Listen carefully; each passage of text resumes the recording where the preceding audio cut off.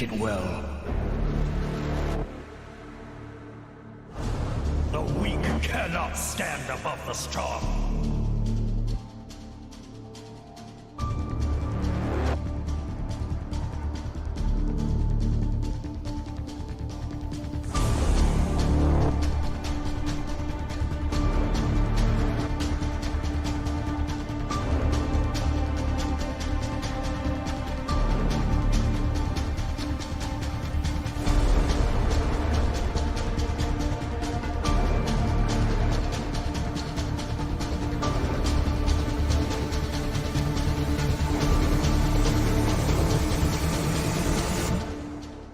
For Cosmodan!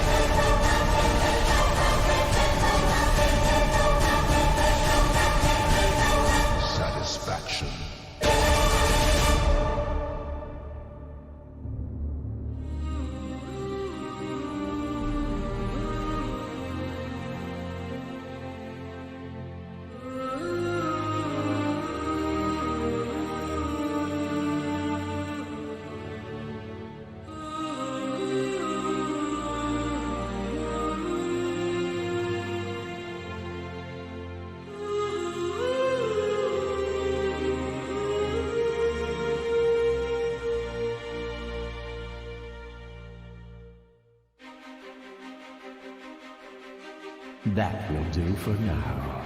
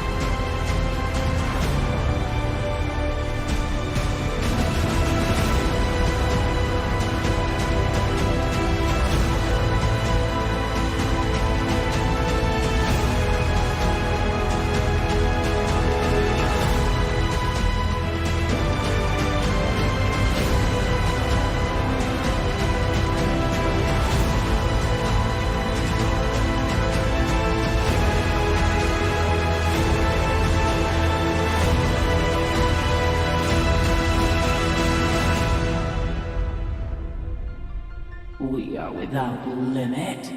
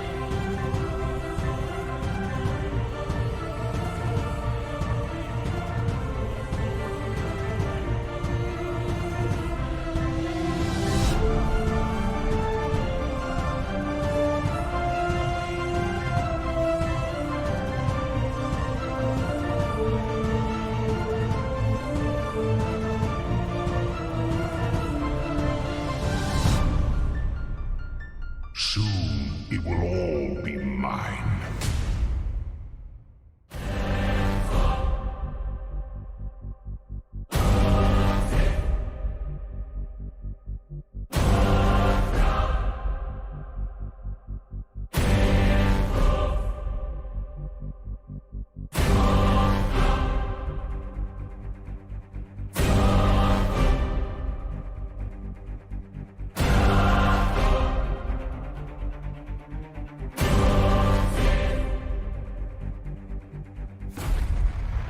Let the hunt begin.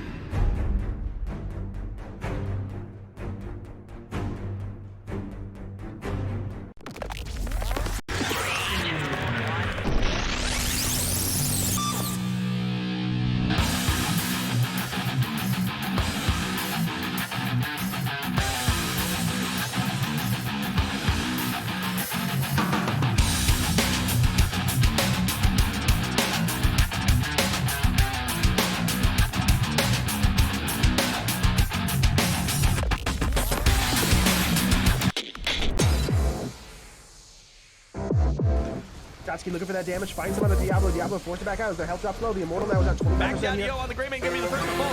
But is it ETC? No, that's Malthael up there. A triple. Layla and Yu's in the back, catching 3 people on top. That followed up by the APOC and the lurking on.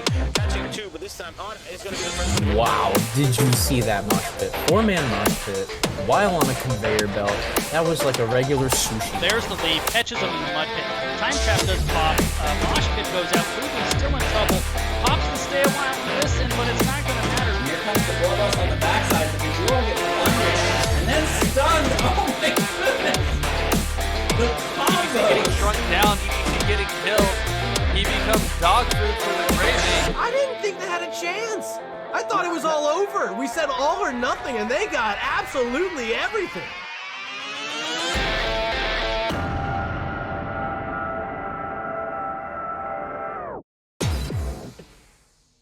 All right, good afternoon and welcome, ladies and gentlemen, to another Nexus Gaming Series Showdown. This afternoon, we are in Division C.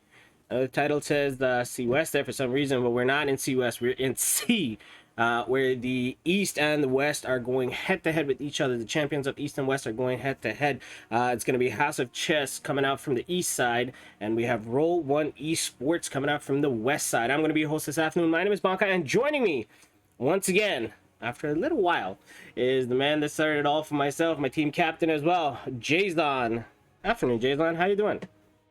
Hello, and thank you for inviting me, Kai. I very much appreciated the invitation to come cast with you tonight, and it's an honor to be back here on the NGS channel. I'm looking forward to getting to see this grand finals. It's been a long season for both of these squads, and it's all led to this one match here today to finish it all up. Who's going to walk away the grand champion?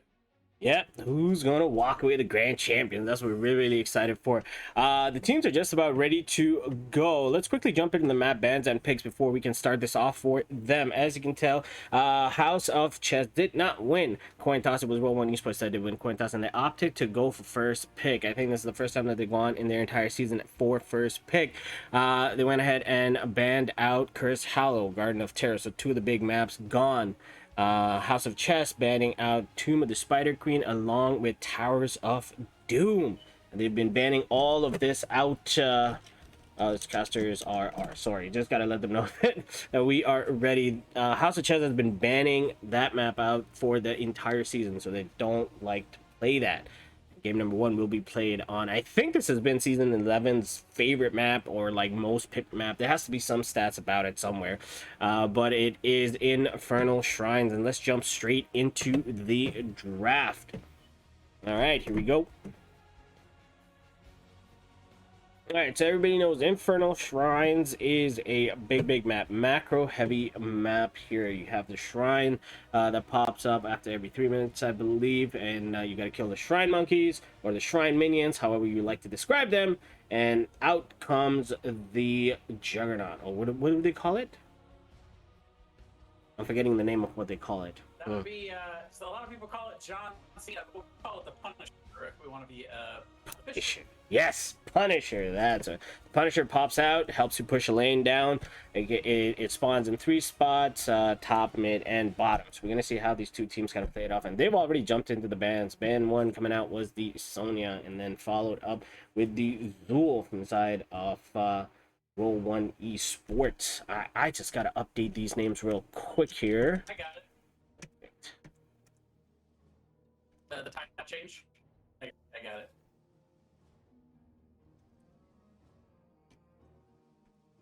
And then the next ban coming up, Lunara. Yeah, so coming out quick, both of these teams seeming to know more or less what they want to do here already. Tychus banned out, and Sonya, and for House of Chez and Roll1 taking out Zool and Lunara, which is a pretty interesting ban. But I'll be really interested, Kai, to see how much the other banned heroes kind of affect things today. We've got 4 heroes that are auto-banned because of their recent reworks. And I'm looking forward to seeing how much that affects each of these teams. Roll1 hasn't played as much of those heroes throughout the season, so it might be a slight advantage for them as House of Chez losing some of their most favorite heroes like Anduin and Johanna. And Johanna, yeah, that's very true. That's very true. We're gonna see how they adapt and adjust to that. But the first pick that came out from Roll1Esports was gonna be that Diablo. Diablo very strong on the Infernal Shrines, and then the follow-up picks coming out in the Falstad and the May. Falstad has been a beast this season, even though there's a talent ban for him, which is his dishonorable discharge. But his auto attack build really speaks volumes for itself on how it's played by whoever is playing that character. Sidar and Stukov going to be picked up. Now Stukov, a really big pickup here for Velvet, who has played that a lot this season, and Stukov, one of the most played heroes this season for the side of Roll1. So I'll be very interested to see exactly how influential those lurking arms are, and the healing burst output Stukov can really bring to the table here. Yep. 13 games for Stukov out of the games that are listed on Heroes profile for them so far. Wow. Wowzers.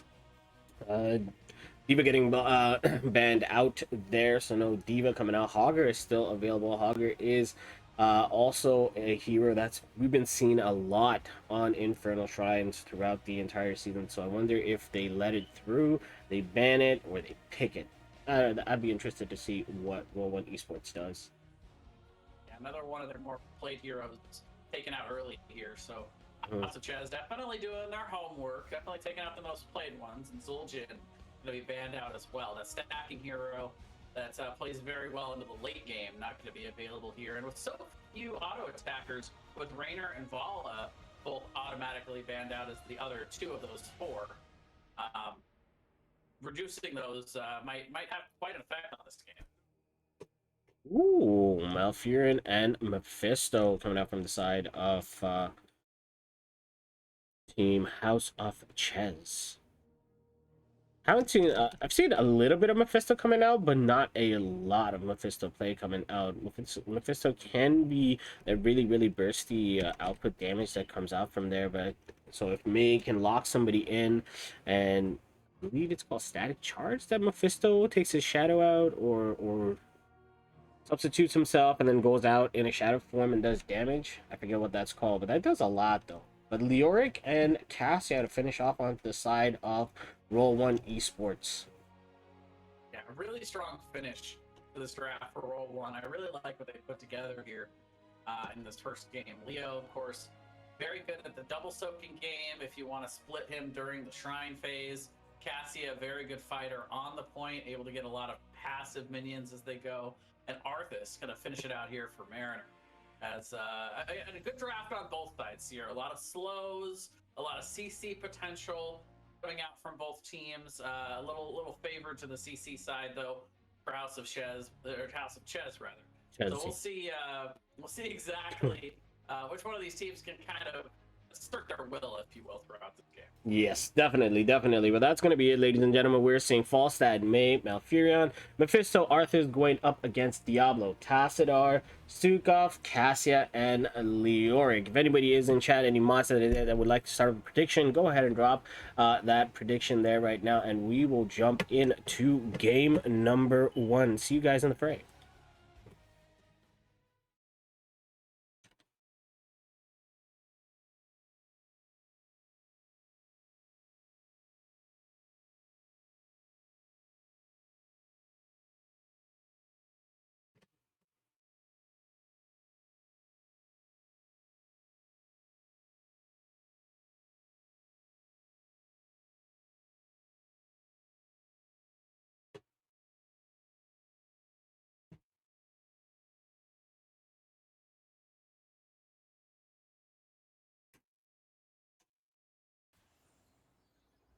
All right, well, here we go, ladies and gentlemen.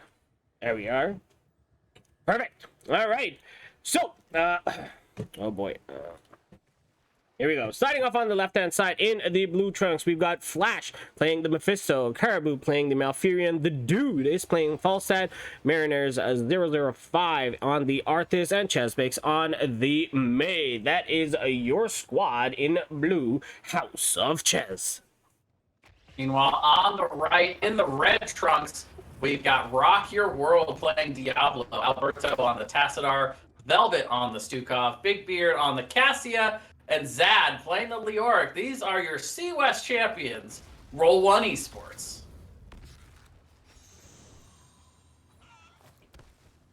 I like the little banter going on between these two squads real early. Yeah, good sportsmanship always on display here in the Nexus Gaming Series, I find, more often than not. And always fun to see these teams give it a little jab early, get a little jabber going on early as we get started. They'll start feeling each other out here.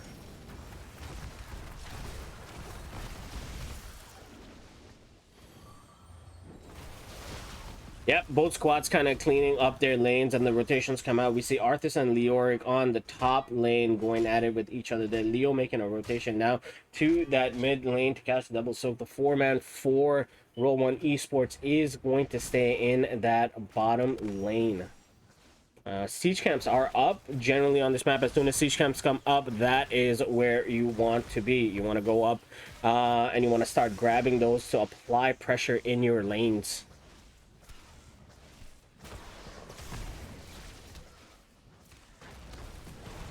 Yeah, right away, camp's going to be started on both sides. The macro going to be a main focus here on Infernal Shrines, being able to take these camps, get a little bit of extra vision and lane pressure for yourselves, and be able to take control of the macro early. Going to help these teams at least be able to try to find some picks or try to find some sort of an advantage in Siege early. Yep, very true. And for those that don't know, this afternoon we actually have an observer with us. It is going to be Raka. aka Fujin, doing the camera work for us this evening. So if we can have like the talent screens come up, that would be good. We could see the talents that are being pulled up for each of those players. Level 4s are online for everybody right now. Roll1Esports make their rotation towards a top bruiser camp. We can see them doing that. Leroy getting the top lane.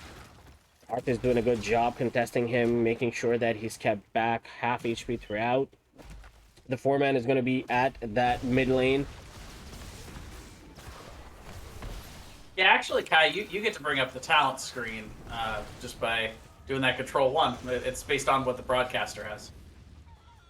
Yeah, for some reason for me it's not letting me because I'm on observer 1. Oh. Yeah, it's not letting me bring it up. It's like the person that I'm observing in game, that's the person that needs to bring it up. It's like control 1. Yeah, it doesn't. Well, either way, both teams going to move on to the shrine to start here. A little bit of an advantage as Alberto gets a nice combo out to get a lot of those initial shrine monkeys, but positioning for House of Chez, if they're able to push Roll1 back a little bit, but it looks like they're ready to come in. Zad getting a little bit low, going to have to Wraith walk out the top. Rock Your World trying to come in from the bot, but not a whole lot of pressure being applied as they're pushing in, and pretty even on the shrine monkeys here as we head into the mid part of this guy. Yeah, 20-19 or 20-21. Both teams. Lyric might be in a bit of trouble over here. Flash doing a lot of damage coming out from him there. Both squads are in there. Nobody really taken over as of yet. Arthas in the backline, and we're gonna have first blood coming out in favor of Team House of Chez as Stukov gets picked up by the Arthas in the backline, and with that, Roll1Esports is going to back up, and objective number 1 might go in favor of House of Chez. Nope, Diablo has other reservations along with Lyric as well. They're not gonna give it up that easily.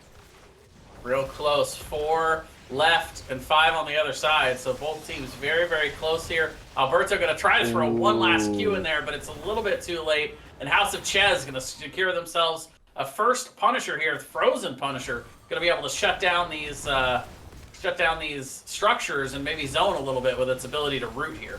Yep, Diablo getting caught. He's in a bad spot there. He got caught with the stun from John Cena, followed up by the root coming off from Malfurion with that sleep, and he goes down. Oh, a turnaround pick coming out onto that Mephisto. Oh, no, there's a pause. No, there's a resume. Okay.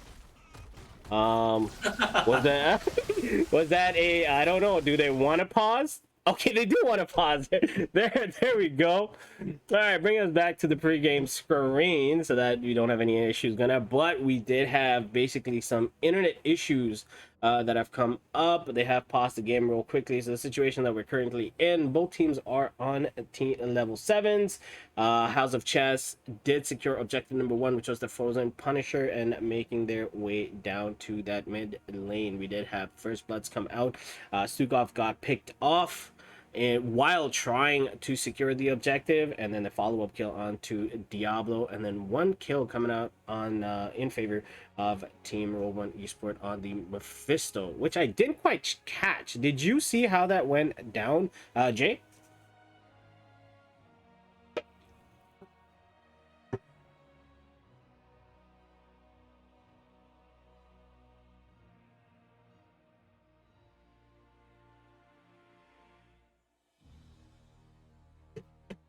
Nice counter kill, but to at least slow the advance of House of Chez here. But they're still getting a lot of value from this first Punisher. They're through the wall. They've done a lot of damage to the fort.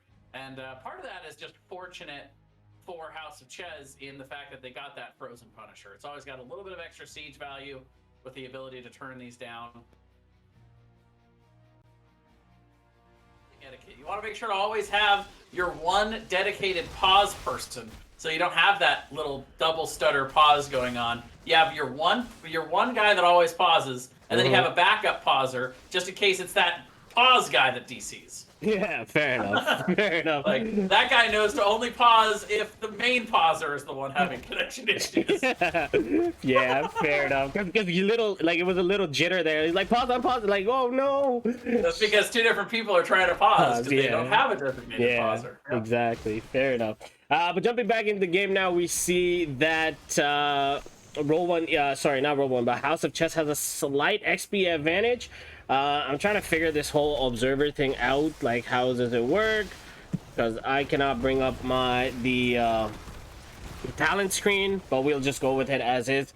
You see House of Chess bullying their way through onto that bottom siege camp, and they're gonna force Roll1Esports off. Both teams are very, very close, but I think that House of Chess is gonna secure their heroics first. Yeah, just a little bit of an XP advantage, and you kind of expect that with the extra siege that they were able to get in that mid lane. But both teams had good side soaking going on. Mariner up top right now. 4v4 still, 4v3 down here on the bot. So Rock Your World trying to get forward, trying to get a little bit of CC on Flash. But now level 10s are in for House of Chez. They could try to turn this, but instead are going to be content to walk away here. Yep. Very, very true.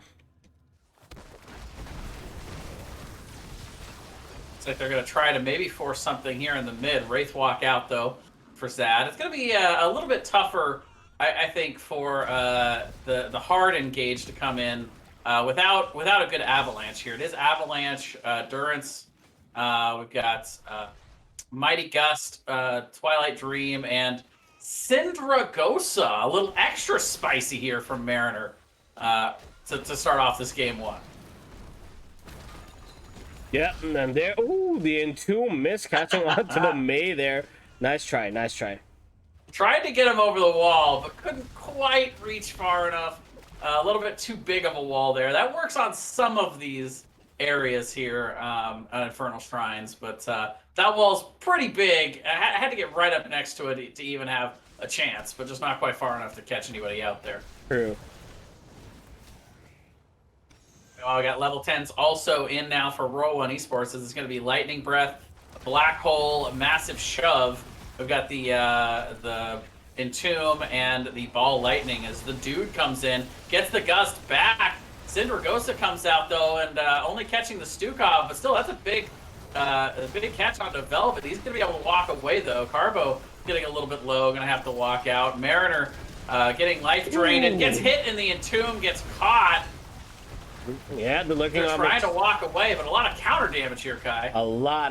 Lurking Arm came out on top of that Entomb as well, but they did manage to fall back as the damage was too much. They didn't have a Tassadar there who did get caught. That was beautiful, that Gus pushing him into the root.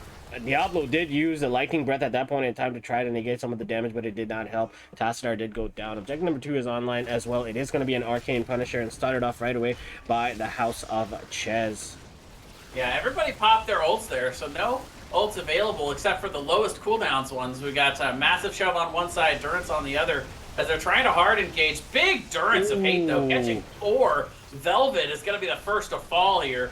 And the dude is in pretty far. Gus, 2 of them away. Root comes out on the top, but Chesmic's getting very low. Going to get stunned. May goes down. Can they get the kill onto Zad? Yes, they can. There's the dude coming in with that lightning rod, just getting that kill. That was a great pickoff by by the Falstad. He was stuck in that Entomb for so long, but just turned around and started dishing out so much damage. But now they're on the run. Kind of Malfurion goes down as well. Big Red Beard taking a lot of damage out of the cast. Yeah, Mephisto unable to close that one out. Lightning Breath coming out onto Mephisto. Flash in a bit of danger over here as Lyric is going to spawn right in front of him there. There comes that swap to slow him down. He uses Shade to kind of get away, but he's going to land there. They're waiting for him. He goes down as well. And then we got Diablo falling back, but that's going to be Soul's reset over there. So great back and forth coming out from both squads. But Falstad, now is he going to go down? Yes, finally. They caught him. He goes down. These fights are crazy, Kai. They've been going on forever. Especially this one. I don't even know what that was, but at the end of the day, it ends up being a 2-0 in the long run, is the ultimate effect of this fight in favor of Roll1Esports, as they're now going to be able to focus, get this shrine, and get themselves an Arcane Punisher marching down the bot lane. There we go. Going to be baited over the wall, and Rock Your World going to go in directly with it, but now is caught deep in enemy territory here. Going to have to waltz his way on out the bot side before the walls had come down there, and now they're going to be looking to maybe follow up the next jump here. There we go. There's the next jump. Rock Your World not looking at this time. Durance of H catching one. It is going to be that Stukov there. The root comes out on top. just a little late, and Suga manages to walk away. We see Arthur standing here in the bush, but the rotation does not come from there. Roll1Esports deciding either they want the top siege camp or the bottom siege camp. They decide to go for their own siege camp. Yeah, very nice Durance of Hate there from Flash. That Punisher had jumped onto the backside of House of Chez, and it looked like Roll1 was looking to engage. That Durance able to stop them in their tracks, though, as now they're looking to engage on the camp. The Gust comes out, and we're really starting to see the zoning tools coming out for House of Chez, kind of allowing them to pick their battles. Yeah, very, very good. Oh, okay. Diablo just I think he meant to do something else, but the outcome was like completely different. Hey, you know what? It works. They got the fort down. Perfect. That works for them. Yeah, that works. Why not? Fine. The sieging tool. Exactly. 100% a sieging tool. This time, though, we do see that Roll1Esports has moved up a little bit in XP. Just a slight XP advantage on their part. They might hit 16-0 first, but both teams doing a really, really good job on their rotations. They've been rotating back and forth really, really well. Can I just say for a moment how even this match has been so far, Kai? We've got a fort down on each side, 6-6 on the kill counter, and the XP is pretty much the same here. Like, all the way to level 16, having less than a quarter XP advantage. What an awesome series this is shaping up to be, even here in the first game. 100%. Both of these teams playing their hearts out. This is the grand final. You're on the grandest stage that you could be on. Both teams qualifying out are champions. They both are champions, but who's going to be grand champion? So they both wanted. And I can't tell who wants it more. The performance has been stellar on both squads. Like, both sides have been playing it like, you know, they want it, but I don't know who wants it more. You know what I'm trying to say? Sometimes words I know can be exactly hard. what you're trying to say. We did have a chat in the coin toss section with team captain for Roll1Esports, Rock Your World. He had mentioned, you know, that they wanted to win today, but they kind of already felt like winners. You know, they won their division here in C West, the division we played in this season. Yep. And you know, he felt like that was kind of enough. This would be, they're going to try today. They're going to do their best, but you know, they kind of felt like they've already won this season. So I imagine that's how a lot of these coastal final teams really feel, because you don't know a whole lot about the other team. They played in a different division the entire time, and now, you know, you're just kind of looking for that cherry on top to the end of a great season. Yeah, exactly. Well, we'll see. Objective number 3 is going to come on top. This is going to be a Mortar Punisher. This one hits really, really hard. Both teams are going to fight for it. 17's online for both squads as well. There we go in the backline. Arthas getting turned on there. Blizzard was a drop. Durance of Hate catching the Stukov once again. Stukov in such a bad spot. He is going to be the first to go down. A lightning breath used by the Diablo. Avalanche as well pushed the Lyric away. Big black hole coming out from Tassar. Blizzard on top of that. So a lot of spread damage coming out. Diablo goes back in. The Artist goes down. Diablo goes down by the Malfurion as the Intune connects. 4v3 in favor of House of Chez. Yeah, Roll1Esports losing their healer immediately in this fight and still trying to stick around, still trying to get what they can. They get a couple more Shrine minions from Alberto. He gets rooted on the backside, though. Durance almost finds the mark, but he's able to just barely strafe out of it. But it looks like right now positioning for House of Chez should allow them to catch up and surpass and get themselves this Punisher. Yep, 100%. Cassia is in there. Lyric as well. Maybe not. Wow. Oh no, 3 more left for the side of Roll1Esports, and they get it. Lyric is the one to secure that, and the Mortar Punisher is going to go in favor of Roll1Esports, but they want Leo for that. And Leo, does he go down? Yes, he does. So another frontliner taken down by Roll1Esports, by House of Chez, 9-7 in favor of House of Chez. Boy, I stand corrected, Kai. House of Chez able to get the advantage in the team kills and get a little bit of extra XP out of that, but good on for Roll1Esports. They stayed in on that objective. They get themselves the Mortar Punisher. That's going to help them, I believe, get this fort down, possibly. Going to be kind of close as John Cena looks back at this thing. He'll punch it a few more times. There it goes. There you go. He's like, what is this?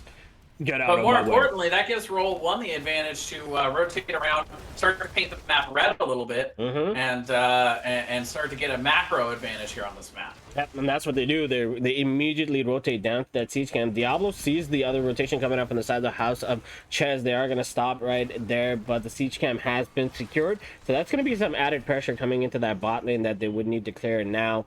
Roll1Esports maybe look at taking the siege camp or baiting the siege camp. I think they're baiting it.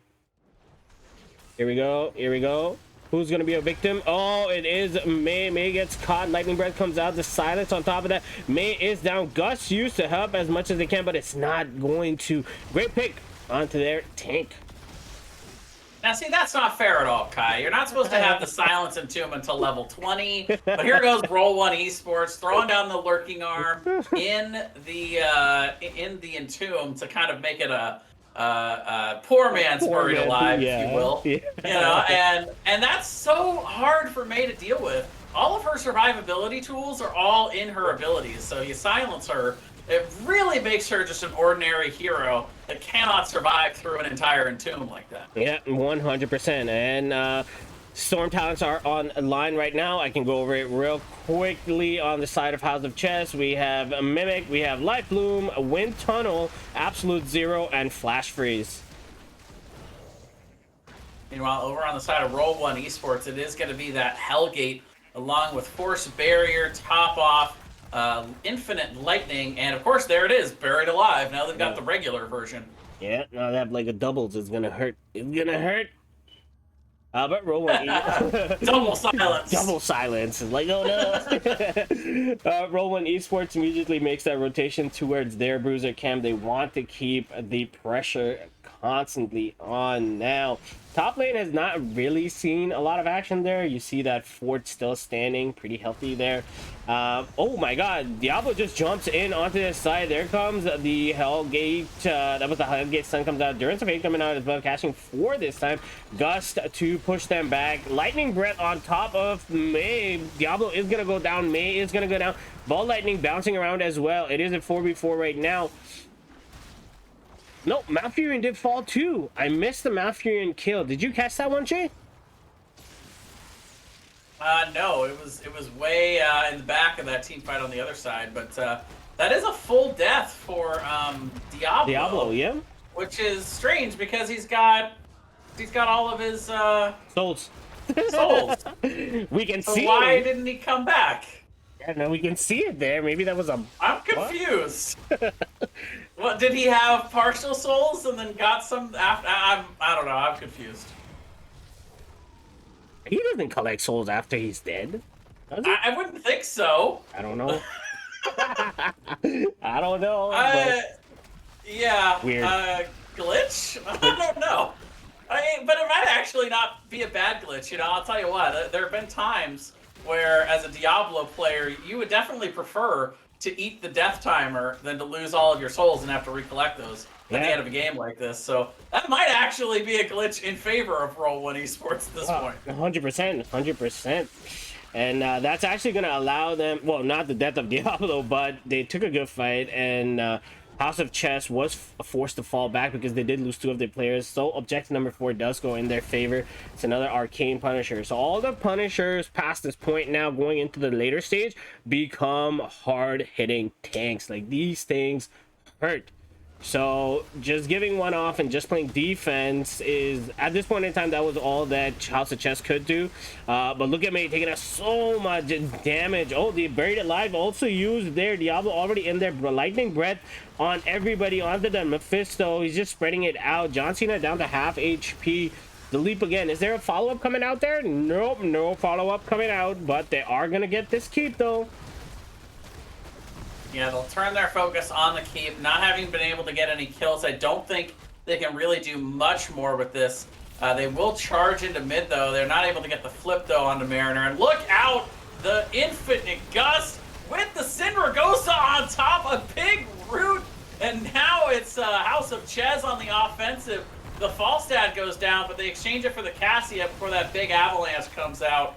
And they're going to be able to finish off a full team wipe, 5 for 1. And this time Black Soulstone went off. So that's going to end up being a 5-for-1 exchange still in favor of House of Chez. What a comeback from that. It was looking a little grim, but what a gust there. That was beautiful. Falstad given his life, but for a good cause. That was beautiful.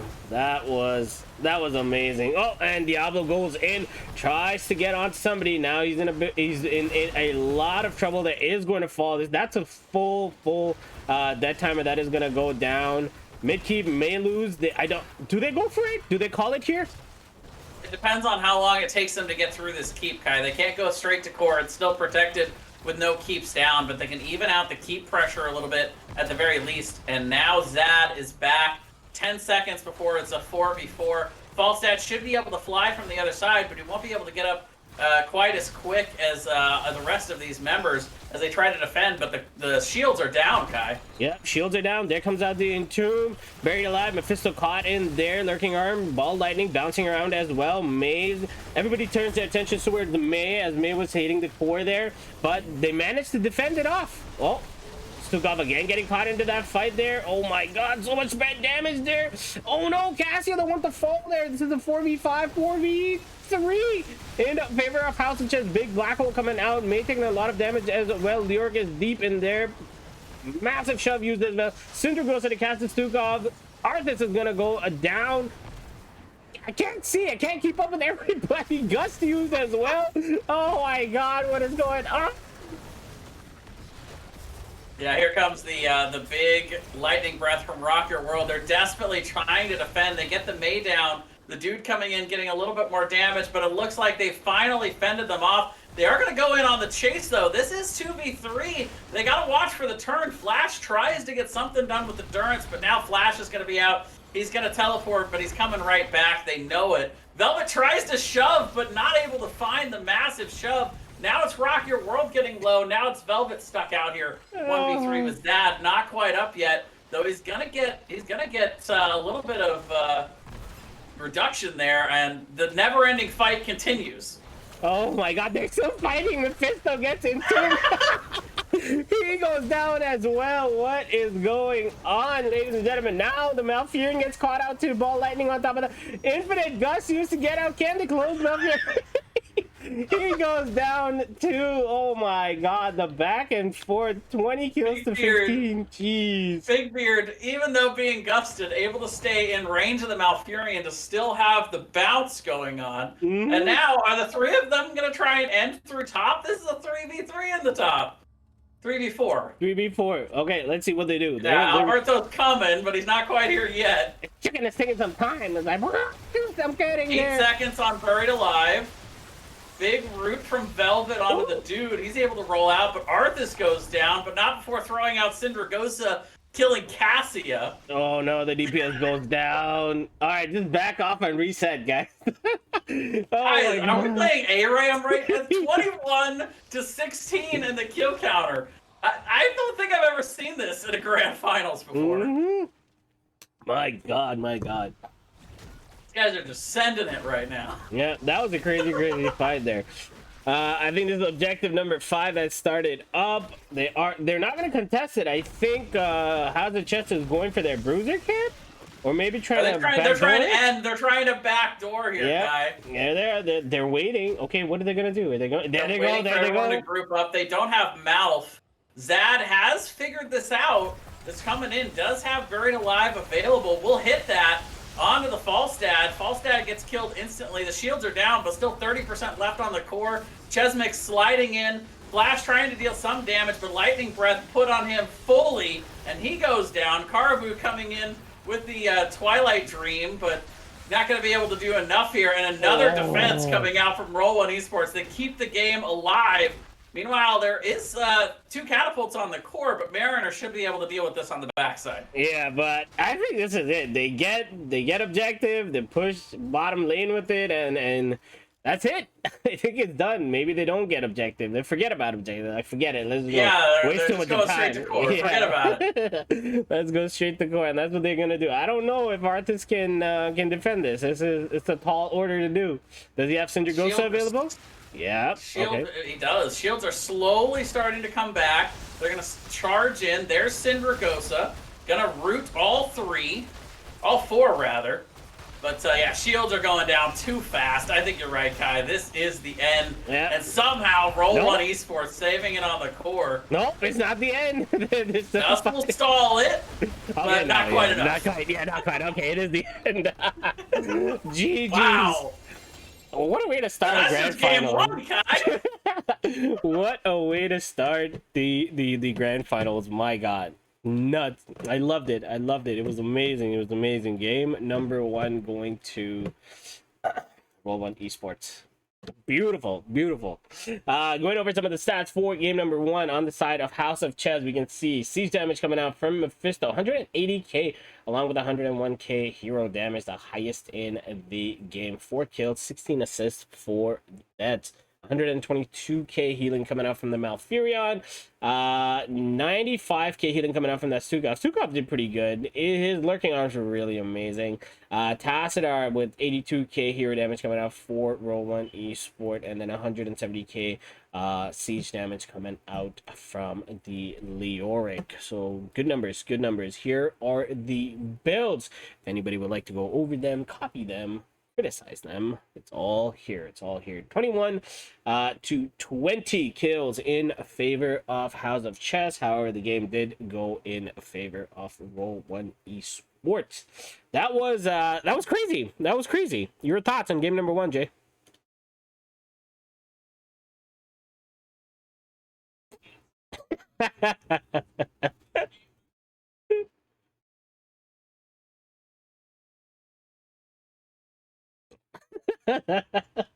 Oh.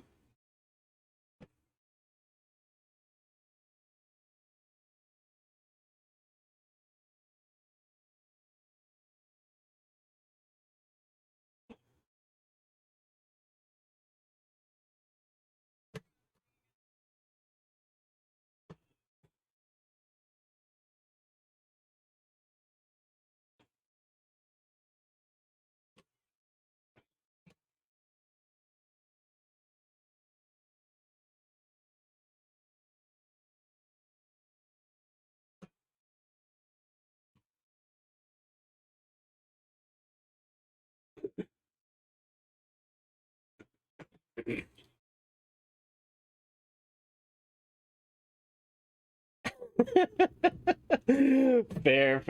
Let's take a look. I like that analysis. That was really good. But I think these two teams are ready with game number 2. Uno momento, real quickly over here. All right, there we go. I'm just gonna update the screen right now. This is another one of my favorite maps to play. It's really hard. It can be played in so many different ways, but I'll just put that up on screen. Just bear with me one moment here. Let's jump back into the map. Scans and picks. All right, and there you have it. It is going to be a Dragonshire, game number 1.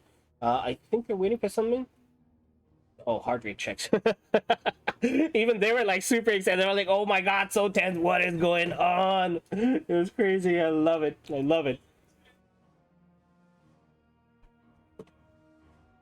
and like those are exhausting games. They're exhausting games to lose and energizing games to win. So for me, that's my worry with House of Chez is this going to take any wind out of their sails, or are they going to continue to fight throughout the series? Because sometimes it kind of depends on the mentality of your team and how much fortitude you really have as a squad. I will say this much, though. These 5 have been together for the entire series. I looked earlier. Again, Heroes Profile, I don't think includes the playoff games, but if you look at these 2 squads, this is the 5 that House of Chez played with throughout the regular season. Yep. They did not play any subs. They're not playing any subs today. Roll1Esports, that is not the case. They have played 7 different players throughout the season, and in a mix. Velvet in here today only played 8 games, but that was the least of any of the teams throughout the season. So, didn't play. They played in a few series, Yep. Yeah. So, but they didn't all play together. So I'll be interested to see if that continuity makes any difference here in terms of House of Chez being able to persevere going down 0-1 to start. Yeah, no, fair enough, fair enough.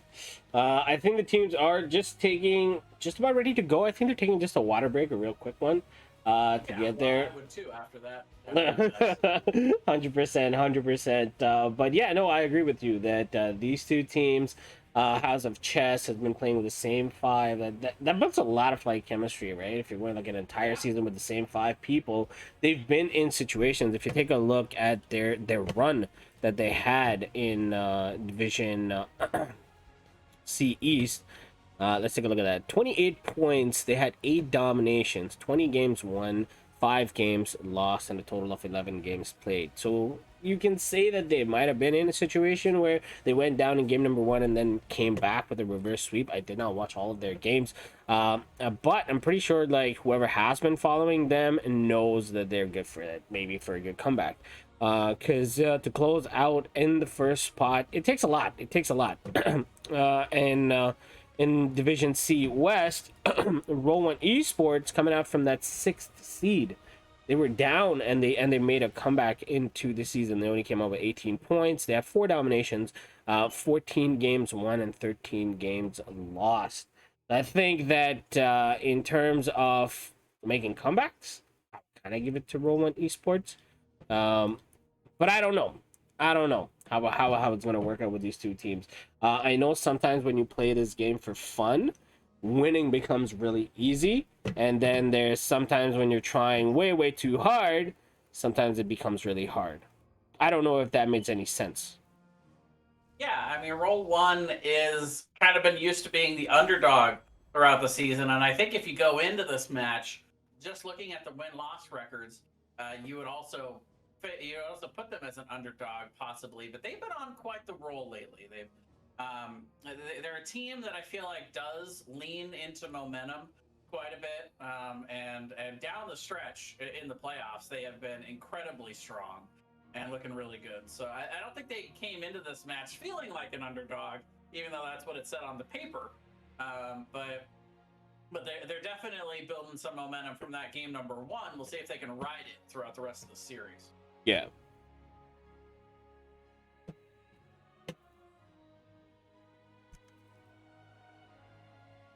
Still, we move on to Dragonshire, where again we're going to see the Sonya banned out. So it looks like House of Chez maybe not making adjustments so much as sticking with their game plan early. But definitely a map that's very rotation heavy. Macro so important on this map.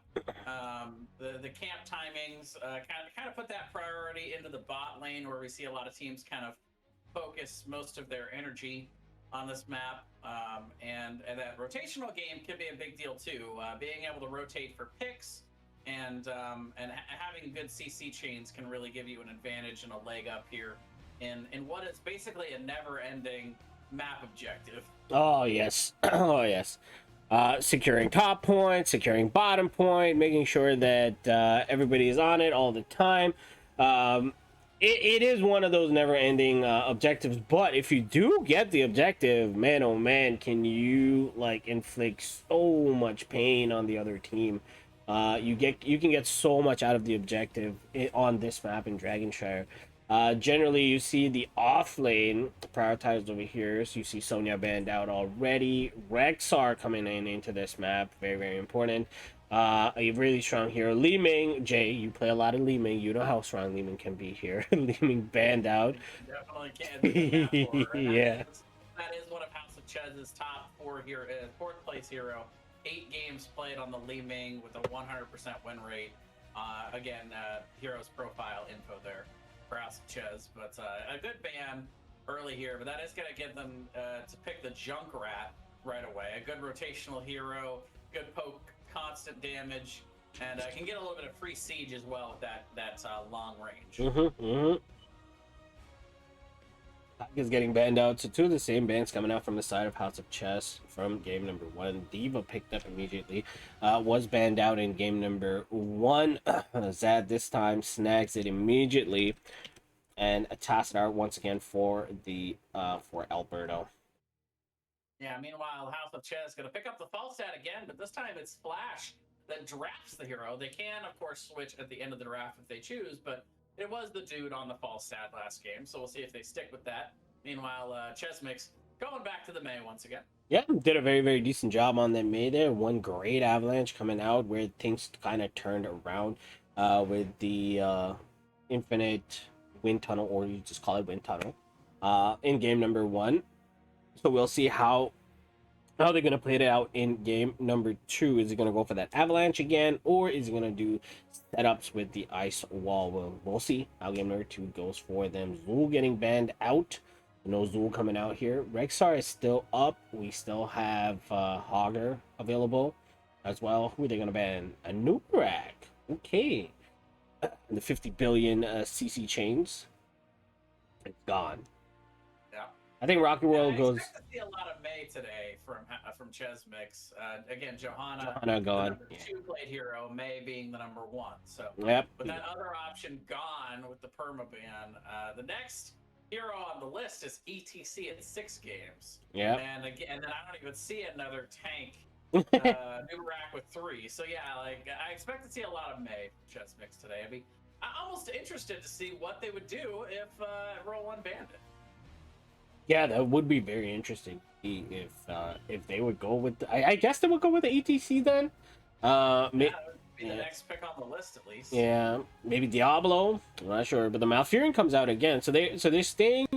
Oh, nice Dahaka. Yeah, Dahaka, a good rotational hero. Now that is two. I would almost say 2.5 globals. Junkrat not an official global, but at level 13, if he gets that Ripper Air, kind of turns into a pseudo global. Oh yeah. Like Genji, where he doesn't literally go across the map, but he can rotate very quickly, and gives a lot of rotational advantage. And there is Big Beard with the Phoenix. That is one of their higher played heroes on the season. Kind of a non-meta pick, but 9 games during the regular season with Phoenix, and we'll see what Alberto can do with that hero today. Yeah, they switched it up. Big Beard is going to be playing the Tassadar. Alberta going to be on that Phoenix.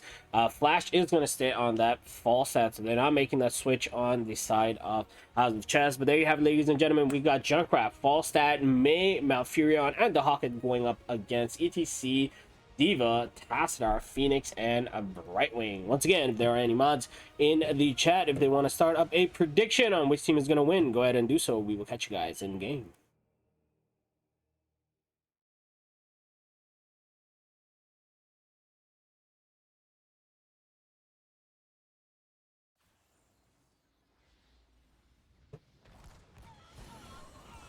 All right, ladies and gentlemen, here we go. Starting off on to the left-hand side.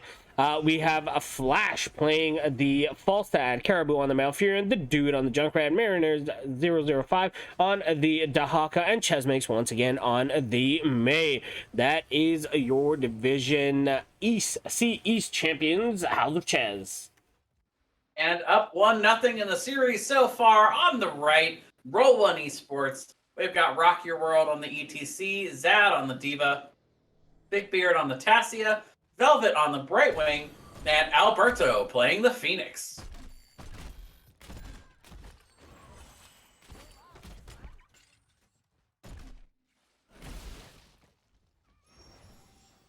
Right away, both teams going to come in 5v5 in the mid.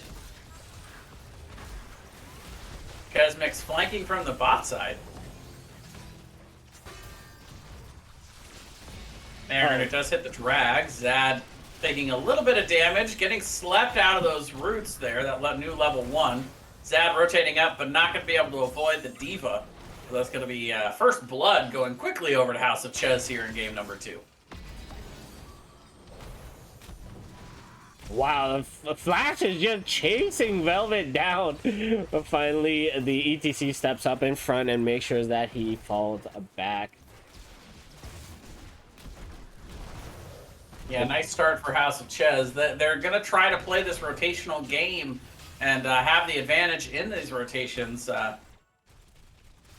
Mariner up top going up against Zad. That solo lane matchup going to be pretty interesting with Dahaka's ability to burrow to kind of change the, kind of flip the script on any of these fights.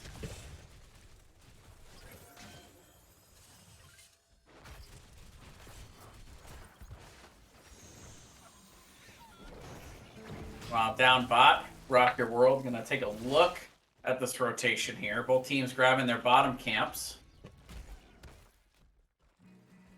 Clear out the bottom lane as well. Yeah, both squads down there. This is where all the fighting begins. As soon as the beacons come up and you want to go and control them, that is where all the fighting starts. Top lane, no rotation there right now, but we do see Diva and the Hawk going at it. Diva's mech really low. Does it get burnt down? Yes, it does.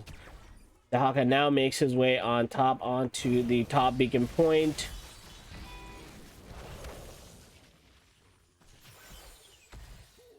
It's like for now the siege camp gonna win out on the bottom side for Roll1Esports, but the dude's gonna be pretty good at clearing that slowly but steadily. Desmic's trying to get on this point to contest, but definitely controlled by Roll1 right now. But the root comes out onto Big Beard. He's got a slide, uses that crowd surfer to go right through the wall. Crowd surfer, yes. I knew that would excite you, Kai. You don't see that too often. Come on, ooh, Falset just dashing out of the ETC slide. That's going to be in big trouble over there. Meanwhile, in the top lane, Diva Bomb has been committed onto Mariner 005. Stays used to avoid any damage coming out from there. They are also fighting on point. Meanwhile, in the bot lane, there's a lot of action breaking down there too. With the Junkrat concussion mines, it's so hard. Like, he can just boot people on and off like constantly. But Chez makes, oh, he might be in a bit of trouble over here. No, but a great root coming out from that Malfurion. Oh, ETC, yeah. Oh no, Rock Your World push big behind with the concussion mine right in tower range, and he is going to go down. That was unfortunate. That was a very sneaky play by the dude. He had thrown out a concussion mine earlier that was sitting in that left bush. It went off, but the cooldown was already back up for him to throw out another one. So you could forgive Rock Your World for the positioning on there, because he thought that the cooldown was down because he had just gotten booped, but concussion mine went out, he didn't see it, and he got booped back into the towers. Another big kill. 4-0 right now for House of Chez. Yeah. They get the first Dragon Knight. Yeah, Falset picked up that kill on the Tassar in the mid lane there, and then jumped into the dragon, and now took the dragon to the top lane. I was like, no, why go to the top lane? Top, you can't win from top. But he only went to go ahead and destroy the Sippy Cup, and then makes his rotation down to that mid lane. That's actually a really, really good play, because now Diva can't stay in lane and fight and challenge the Dahaka, because if she gets low, she has to fall all the way back or make a rotation to mid to kind of tap from there and then get back into the lane. But it's an early Dragon Knight. 4-minute Dragon Knight is not going to do much, but I feel like they did get good value out of it. Yeah, the Dragon Knight is purely a sieging tool. It is not good at team fighting. Rock Your World going to be in position to slide. They get a little bit of CC out onto Caribou, but he still should be able to walk out somewhat easily. Alberto doing a decent amount of damage to Chesmix, and now it's actually Rock Your World in trouble. He's going to have to back out. Yep. There we go. Both teams kind of very assertive on what they're doing there. Siege camp has been started by Roll1Esports. Maybe thinking about going in there, but then they have their own siege camp to secure. So Falstad and Malfurion are going to work on that one there. About a level lead right now, a little more than a level right now, actually, for House of Chez. As they pick up their level 10s, we're going to see Mighty Gust, Twilight Dream, Riptire, Isolation, and May still holding on. We'll see if that's Avalanche or Ice Wall here soon. I feel like you should go Ice Wall here. Ice Wall would do them wonders. Ice Wall. You're the expert. Yeah, catch a couple. Oh no, he went Avalanche. Avalanche. All right, never mind. Yeah, more zoning tools. They really like to be able to control when they do or don't fight. Yeah. They've got, again, multiple zoning tools this game to be able to really try to dictate that. Well, gonna be grabbed down bot lane. Nice get on the side of House of Chez. I like the way they're playing. It's kind of funny because they're taking out like small aspects of the game. Oh, all right. Falstad flying all the way top ASAP. I just saw him like come in there, but Zad zooming out on the Diva's Meg. Meanwhile, in the bot lane, Tassadar just standing into the blizzard there. Black hole thrown out. Avalanche Juice on Tassadar as well. Oh, what a boop! The concussion mine pushes Tassadar over the wall. Tassadar is going to go down. Great pick coming out from the side of House of Chez as the heroics that was picked up on Roll1Esports. We got the mosh pit. I want to see a good mosh pit. Micro missiles, black hole, blink heal, and we have salvo. I believe it's well, purification salvo. Yep. Yeah, another great play by the dude. He is really being the dude right now. But meanwhile, Flash coming down again. The globals really giving a good rotational advantage as the Gust zoning a couple, but now the Flash getting kind of low. It's going to get hit by that purification salvo. That's going to be enough there to finish him off in that mosh pit as well. And not quite enough to get anything else, but they get the fall stat down at least here. Yep, I like it. The fall stat going down there was perfect. It was a nice mosh pit. He caught 2 people. I thought he had tried to use it a little bit earlier, but he didn't actually. It was kind of like a fake. Yeah, that was real good. I was like, oh, he's gonna mosh that in the bush, and it was like, oh no, he doesn't. He just waits for it, and then he goes. No, he probably just hit slash dance. It looked like he was moshing. Yeah, it looked right. It was like, haha, got you guys. Bruiser camp at the bot is available to be taken right now, but once again, Junkrat with his annoying concussion mines. Meanwhile, in the mid lane, you see Dahaka and Diva going at it. Falstad into that top lane, pushing that one in. He has control of the top beacon. The rotation is coming towards mid. Nope, they go back down bottom.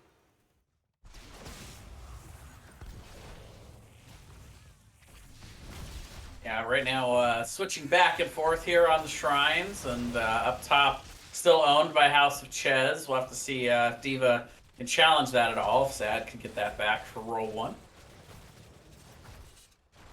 Good damage coming out from micro missiles. Is Mariner gonna kind of position to defend up on top there?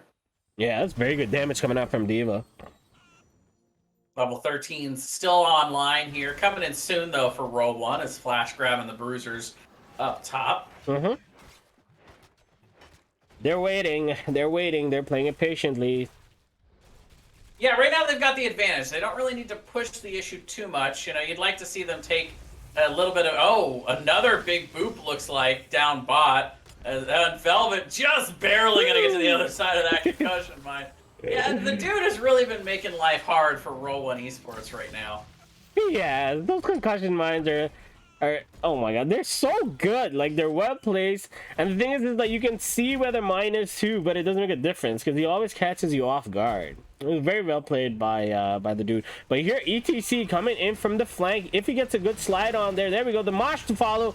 Oh, the gust to break that mosh to get the Hawk out. Well played by the Falstad. He used barrel roll to get out of the mosh so he doesn't get caught in it, and then they committed the gust to it as well. Falstad's now gonna fly down to the mid lane there to stop the channel. Diva Meg doesn't go down here. Yep, Diva Meg goes down. That also canceled the phase shift from Brightwing, so now no healer available as Rock Your World gets low.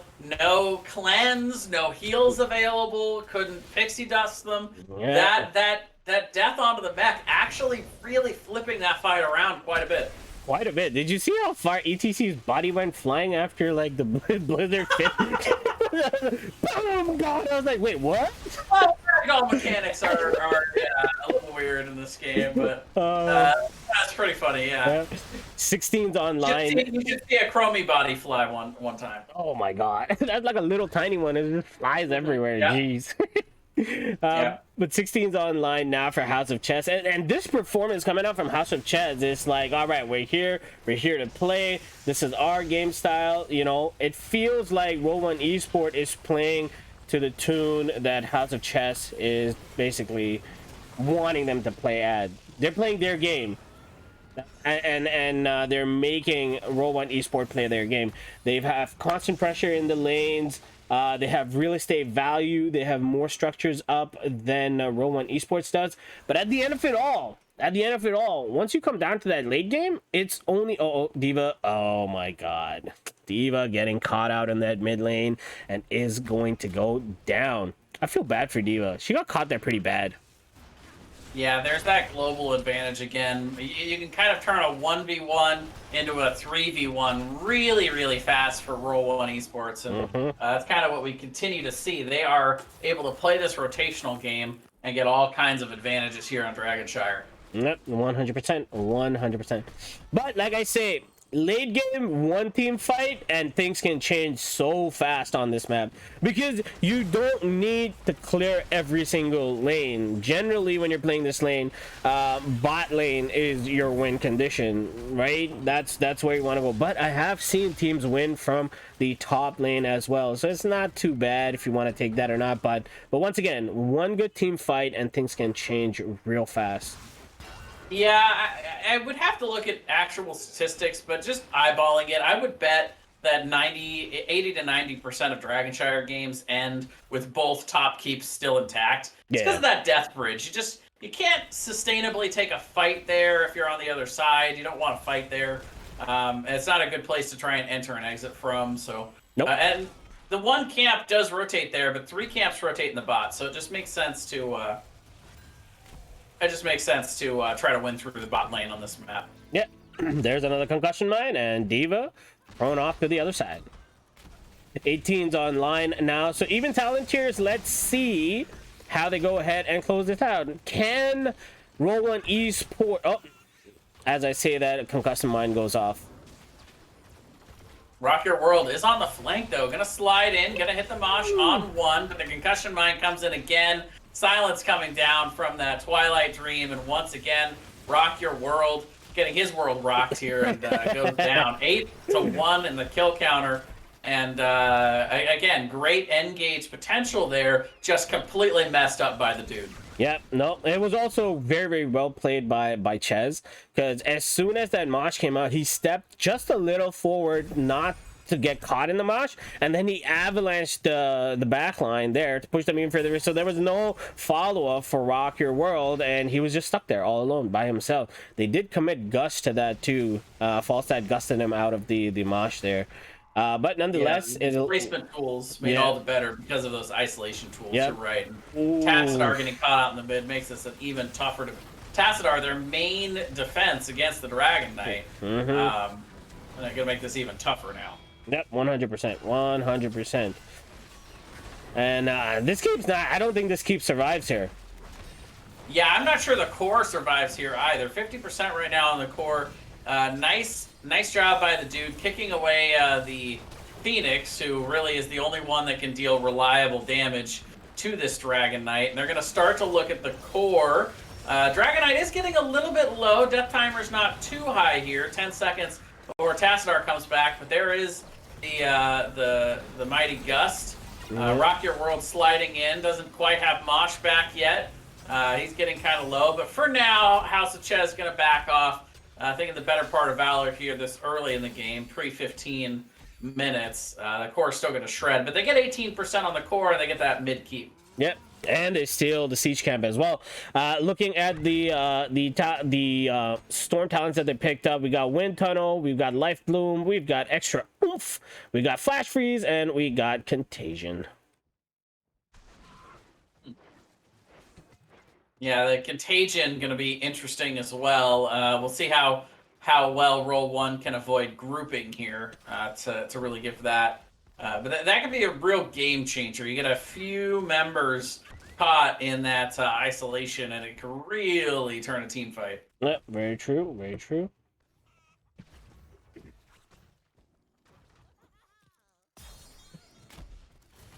Position that we've seen Roll1Esports in before. Damage on the core, a little bit behind. It's like you said, a couple of good team fights. You know, it could really make a difference here. Bottom lane almost done with that fort. So one good team fight could see the bottom keep go down. Another good team fight could see the game end. Yep. That was a great wall come out from Tassadar, followed with a black hole there, but I forgot to The poly, I was looking, yeah. the poly on the wheel, that was great. It was almost enough to take it down, but yeah, now the cooldown reduction playing a factor there. Hit it on 3 heroes, and he gets one instantly back again. Yep.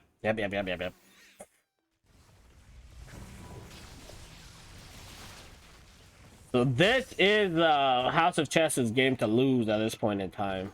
But Roll1 has to work real hard to kind of make a comeback into this one. It's so close to Storm Talents. Let's go. There we go. Yeah, they'll get the level 20s in time for the defense here. We're going to see the phase shift coming out onto Rock Your World, but a big stun coming out. Only one going to get isolated, but that's enough for them to take down the Tassadar and the Phoenix. Mosh Pit once again interrupted there by the dude. He has been the dude the entire time. Death Mosh coming out, but it's too little, too late, as it's a 3-for-0 exchange. House of Chez is going to channel the Dragon Knight. And ladies and gentlemen, I believe this is the beginning of the end, as it looks like House of Chez is going to secure themselves the win in game number 2 and even out the series here going into game 3. Man, they're really going after D.Va. Jeez. Poor D.Va. Oh my god. And there we have it. I think this is going to be it. The only sole survivor on the side of Roll1Esports is going to be Brightwing. It's a little too much to ask for a Brightwing to kind of defend 1v5 with a Dragon Knight there available as well. So like you said, Jay, this is going to be it. Game number 2 is going to go in favor of Team House of Chez. GG's, well played. All right, so we got a best of 3 so far. We got a series. All right, let me update this real quickly here. All right, blue 1 for 1. Good thing this is like a best of 5, you know.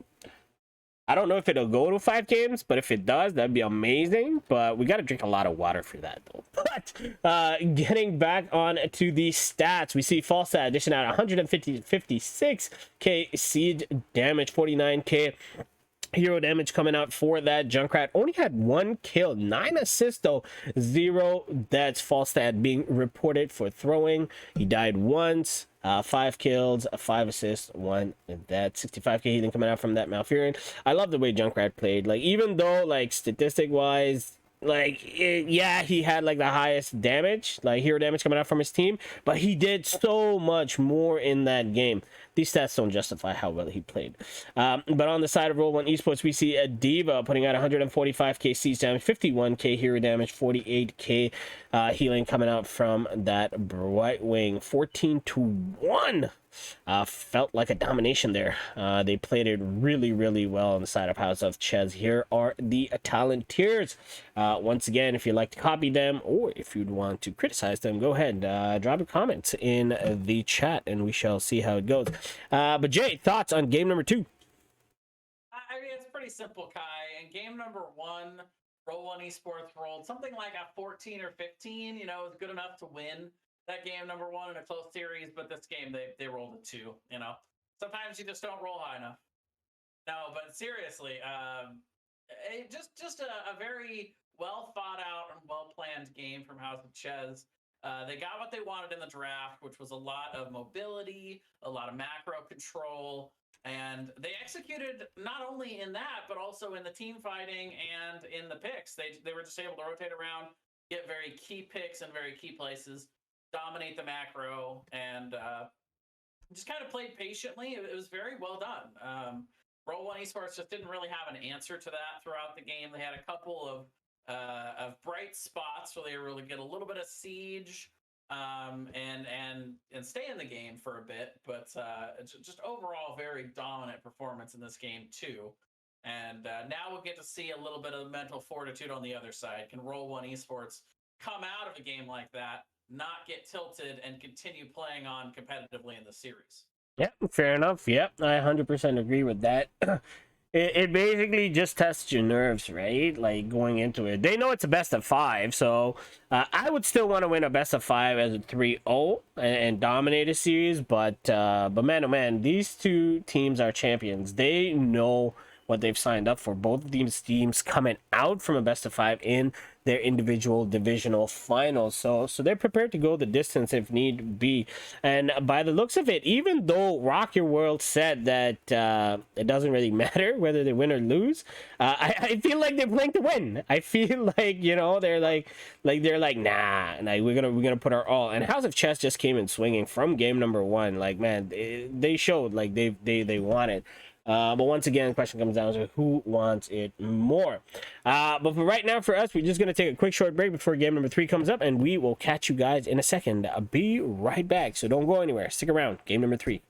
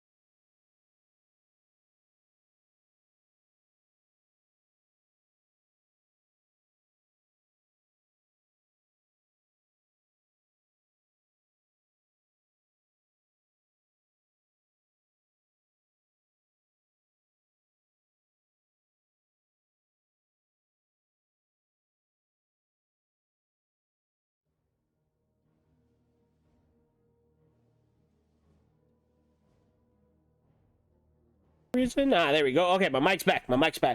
We are back. Okay, so quick short break there. We're trying to figure things out, but here we go. Here are the map picks and bans once again. We are going to Braxis for game number 3. For those of you guys joining us a little bit later in the during the match. We had game number 1 played on Infernal Shrines.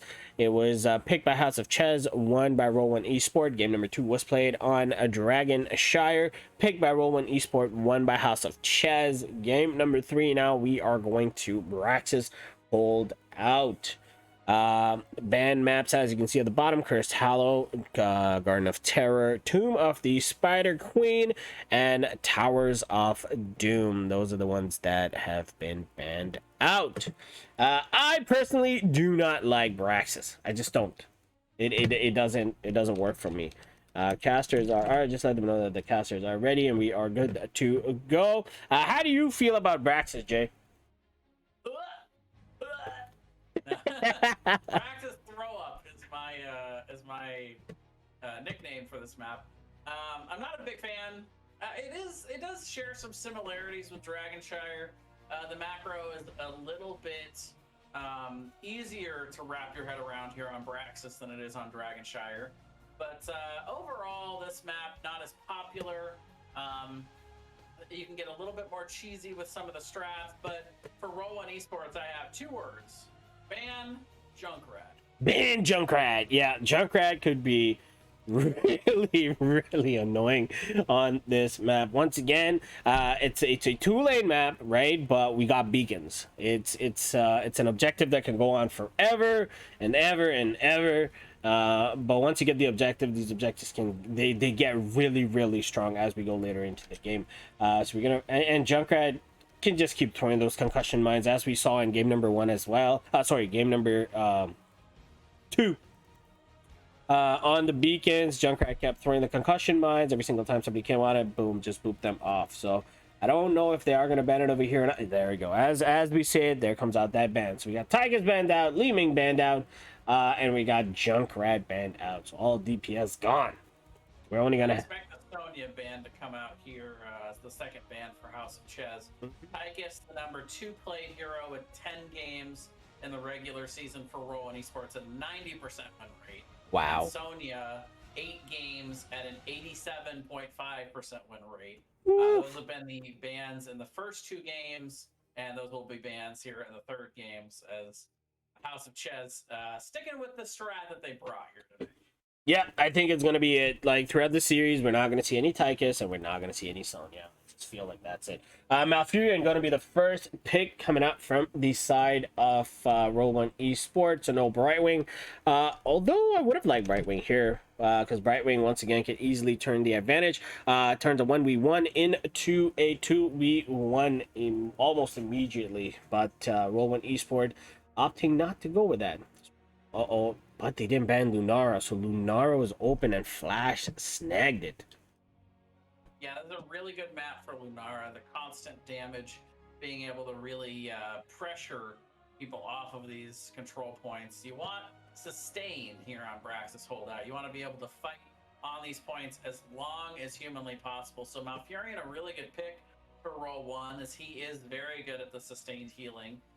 And a Nubarak Rexar. So Nubarak also pretty good at the sustained game, but also really strong CC chain for Roll1.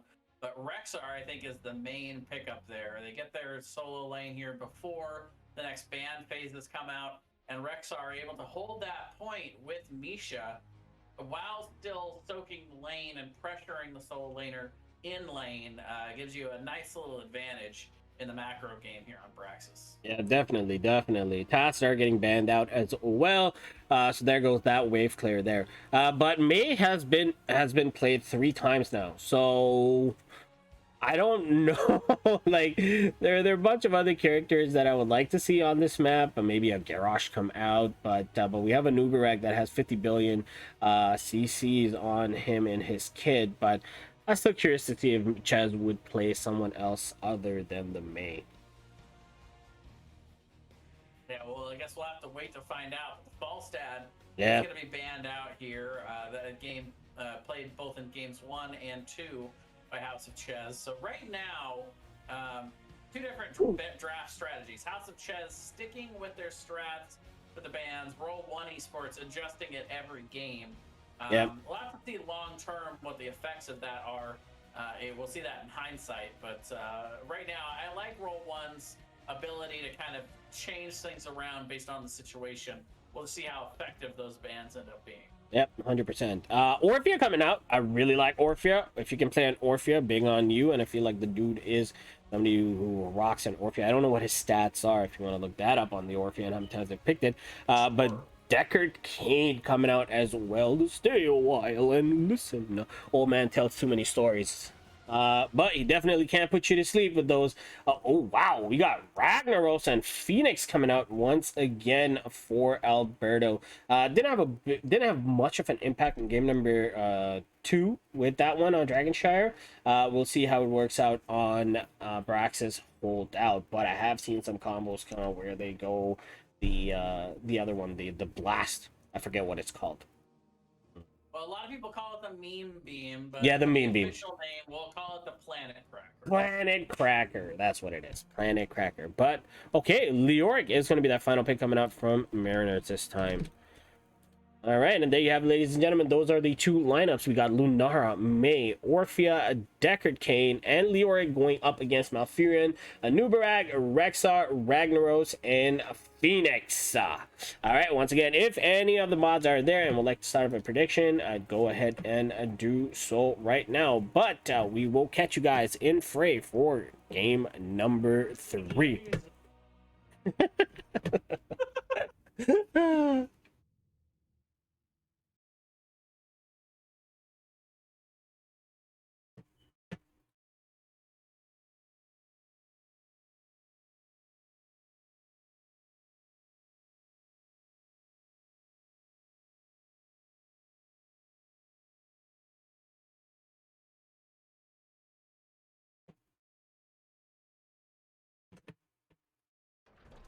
All right, here we go, ladies and gentlemen. We are in game number 3. Brax's hold out starting off on the left-hand side in the blue trunks. We got Flash this time on Lunara, Caribou on Deckard, the dude playing Orphea, Mariner on 005 on the Leoric, and we have Chez Mix playing the May. That is your squad in blue. House of Chez.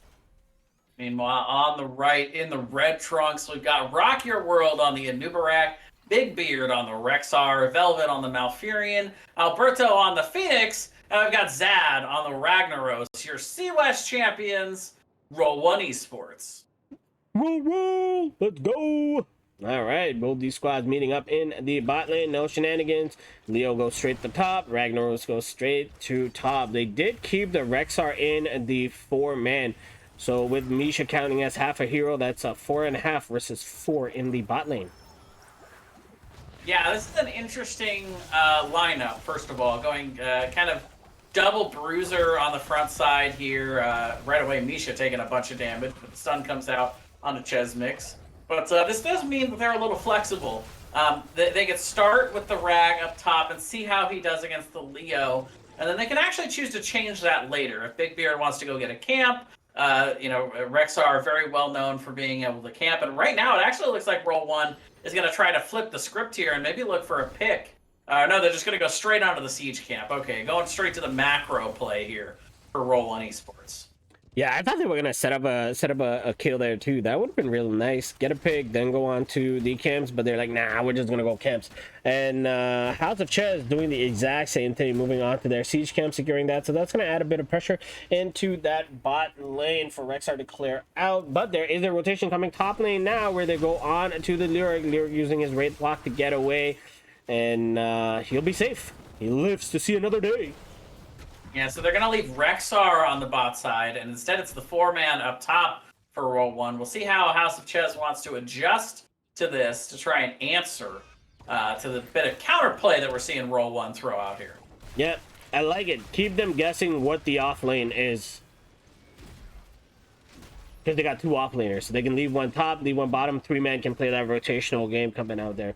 But beacons are on line. We see that the bottom one has been taken by over. Oh, wait, no, there's a big fight coming out onto the top lane. Leo getting caught out. The stun coming out from the Anubarak. Leo makes it out, but Ragnaros return kill. Bloodlust going in favor of Team House of Chez. It's going to be Rag that falls. First pick. Yeah, the first blood coming out for House of Chez, but that was a full rotation. So all 5 are up in the top. That leaves Rexar solo down bot, so he was able to get the beacon back, prevent any charge from being grabbed there up top. And now we've got the script completely flipped as the 4-mans are up top and the solo laners down bot. I don't know what's happening here, Kai. It's Wacky Wednesday. It's backwards. It's opposite day. It's opposite day. Very true. Very true. But yeah, that is I'm really curious about this second ability, level 4 ability, Slush Ball, that Mei has taken, because that helps. Anyway, we'll talk about that in a second as the root catches onto the Mei. Mei uses her Cry of Freeze to kind of get out of any of the damage coming out there. But the front wall in the top lane is gone. Channel points going towards or objective percentage going towards House of Chez. We are already at 60% almost. Rocket World gets picked off once again in the top lane, and they are going to fall back. Objective number 1 probably going to go in favor of Team House of Chez. But yeah, coming back to what I was saying, Slush Ball shuts down the towers and stuff like that for like 3 seconds. So very interesting. Don't see that being picked a lot, but 100% when 100% of the objective going towards House of Chez. So that's going to be a big push coming out in the top lane. Now we're about to see a little bit of the value that Zad's going to give us here, as the Molten Core is going to come out up top. This is going to allow them to defend this point pretty well, and actually Mei getting caught out a little bit too far. I was going to comment earlier that Rock Your World may be getting a little bit impatient on the point, but a little bit impatience there from House of Chez, pushing it a little bit too far with that Molten Core available. Fort is still going to go down, though, mostly because of that damage they had secured earlier onto this top lane, Kai. Yep, definitely. Objective cleaned out, but the value that they got good value out of that, and then they fall back. Now we'll see how House of Chez plays this. They are going to rotate towards the bottom siege camp as well as Rock Your World. I think they were thinking about their siege camp, but I think they're going to go on their bruiser camp.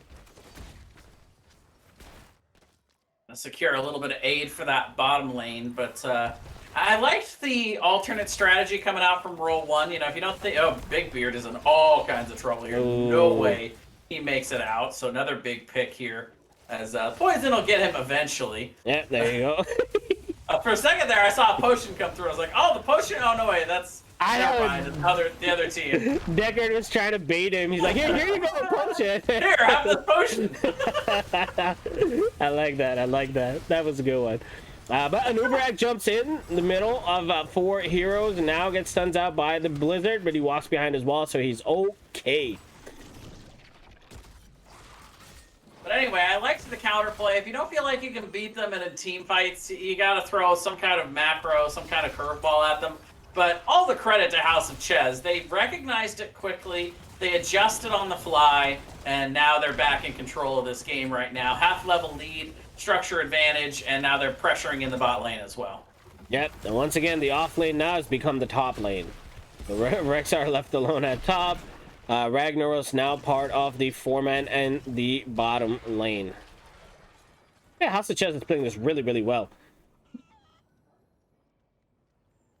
Everything kind of... Now camp's going to be started on the top side of the map. On both sides. 30 seconds to beacon, for the beacons to come up there. We see House of Chez burning down their bruiser camp. We see Roll1Esports burning down their siege camp. Pressure coming, lane pressure coming on both sides, but Anubarak looking to be a little bit aggressive and move in aggressively on that, but that already secured the bruiser camp, so fell back. It's going to be a 4-man top, so now the bottom lane is the off lane as Ragnaros gets caught there 1v3 in a lot of trouble over here. I don't think Zad makes it out. Nope, he just auto attacked to that slow and steady. His life just went away.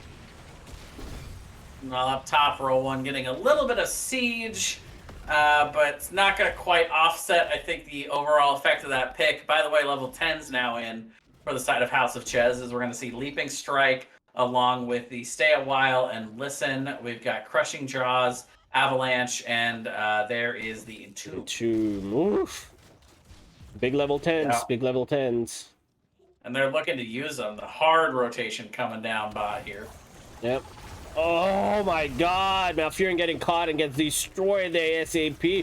Avalanche takes them out of the stay a while and listen, but it's not gonna matter as the Entomb catches them. Rexar goes down, Malfurion's down, Cocoon on to Decker, but I don't think the Rock makes it out of here. He goes down as well. 3 quick picks coming out in favor of Team House of Chez. That rotation was actually surprising because Anubarak was waiting on the other side expecting that they would rotate from there, but they came from the backside and they just wrecked Roll1 from there. Very well played by House of Chess, and that's going to allow them to secure this boss. I'm glad you explained that so thoroughly, Kai, because I had to cover my eyes. I couldn't watch. That's a tough moment. But meanwhile, boss going to be picked up here, scouted out by Misha, but not up in time are the members of Roll1. They've got their ults now, though. We'll see if they can do anything about this, as they're gonna have to defend against this Archangel marching down the bot lane. Yeah, big one. But going over the heroic talents, but they're gonna start a fight. I'll wait for it. Well, hold on. Blizzard drops. Misha goes in. Misha wants some blood. Boars is out as well. They're slowed. There comes a Rube. Nope, Misha goes down. Anubarak jumps in as well. The 1 stun, the 2nd stun. Stay a while and listen, catching 2 of them. Crushing Jaws on top of that. Catching the 2, but that's going to be about it. Yeah, that's about it. We got Cocoon. We got Unleash the Boards. We got Twilight Dream. We got Purification Salvo. And we have Lava Wave. Twilight Dream coming out on the top side. Rock Your World going to go down. Not quite enough damage to take down Chez Mix, the dude up top, trying to pressure Zad back. Big Beard really low. And once again, coming out on top of another team fight here, House of Chez, and now they've got their full Zerg wave marching down the bottom lane, ready to get some damage here. This is going to be a lava wave, going to come and deal a decent amount of damage to the Zerg wave, and they still should have Molten Core available for the keep defense as well here. Yep, 100%. We'll see how they play this in the defense. Does he pop Molten Core right away, or do they think that they can defend it without the Molten Core there? Front wall is going down. It gets to the keep, yeah. Yeah. Gotta pop it soon, though. They gotta be careful. The dude does have Crushing Jaws nearly available. There it is, though. Yeah, but the Zerg wave did make it through. Nonetheless, they can still clear it out, so that's fine. Rotation coming out now from House of Chess as they move towards the top lane. I think they're going to pick up these camps as they make their way to top. No, they're not going to pick those. They'll just take theirs. Stay for play. Yeah. I like it. A little more than a 2-level lead right now, and again, huge structure advantage right now for House of Chez. No reason for them to really risk anything right now. No reason for them to be too hyper aggro. They've been very good in these last couple games of playing patiently, but also taking advantage when they've had the opportunities to do so. They've been playing very smart and very clean. Yeah. I had mentioned in that game 1, everything was a little bit reckless, for both sides. And after losing that game number 1, I think House of Chez has really settled into a much cleaner and much neater play style, and it's really working for them right now. Yeah. Once again, I like the way that Roll1Esports started off, the 1-3-1, constantly making them think where the offlane was and making them adjust to it. But House of Chess really completely decimated that concept. They were the ones that started calling the shot and making their rotations and forcing Roll1Esports to play their game. So I really like that kind of from House of Chess to take control over the game. They won both objectives so far. Another fight bringing out over here. Avalanche catching just the Rexar. It's a defensive one. Cocoon coming out onto Orphea. Whoa, there is the Entomb over there. Lava Wave as well. Anubarak dives deep. They do get the Orphea. Orphea goes down now. What else can they get out of the... Oh, that was a great... Yeah, they had Rexar dead to rights there, Kai. But actually, Chesmix kind of saving him with that Avalanche. He was going to get stunned. But the Avalanche kind of pushed him to safety. Now Mariner's going to go down. So that is exactly what the doctor ordered here for Roll1Esports. They get a double kill right before the beacons activate. And now they should be able to rotate around the map, get these beacons activated, start to get closer to 16.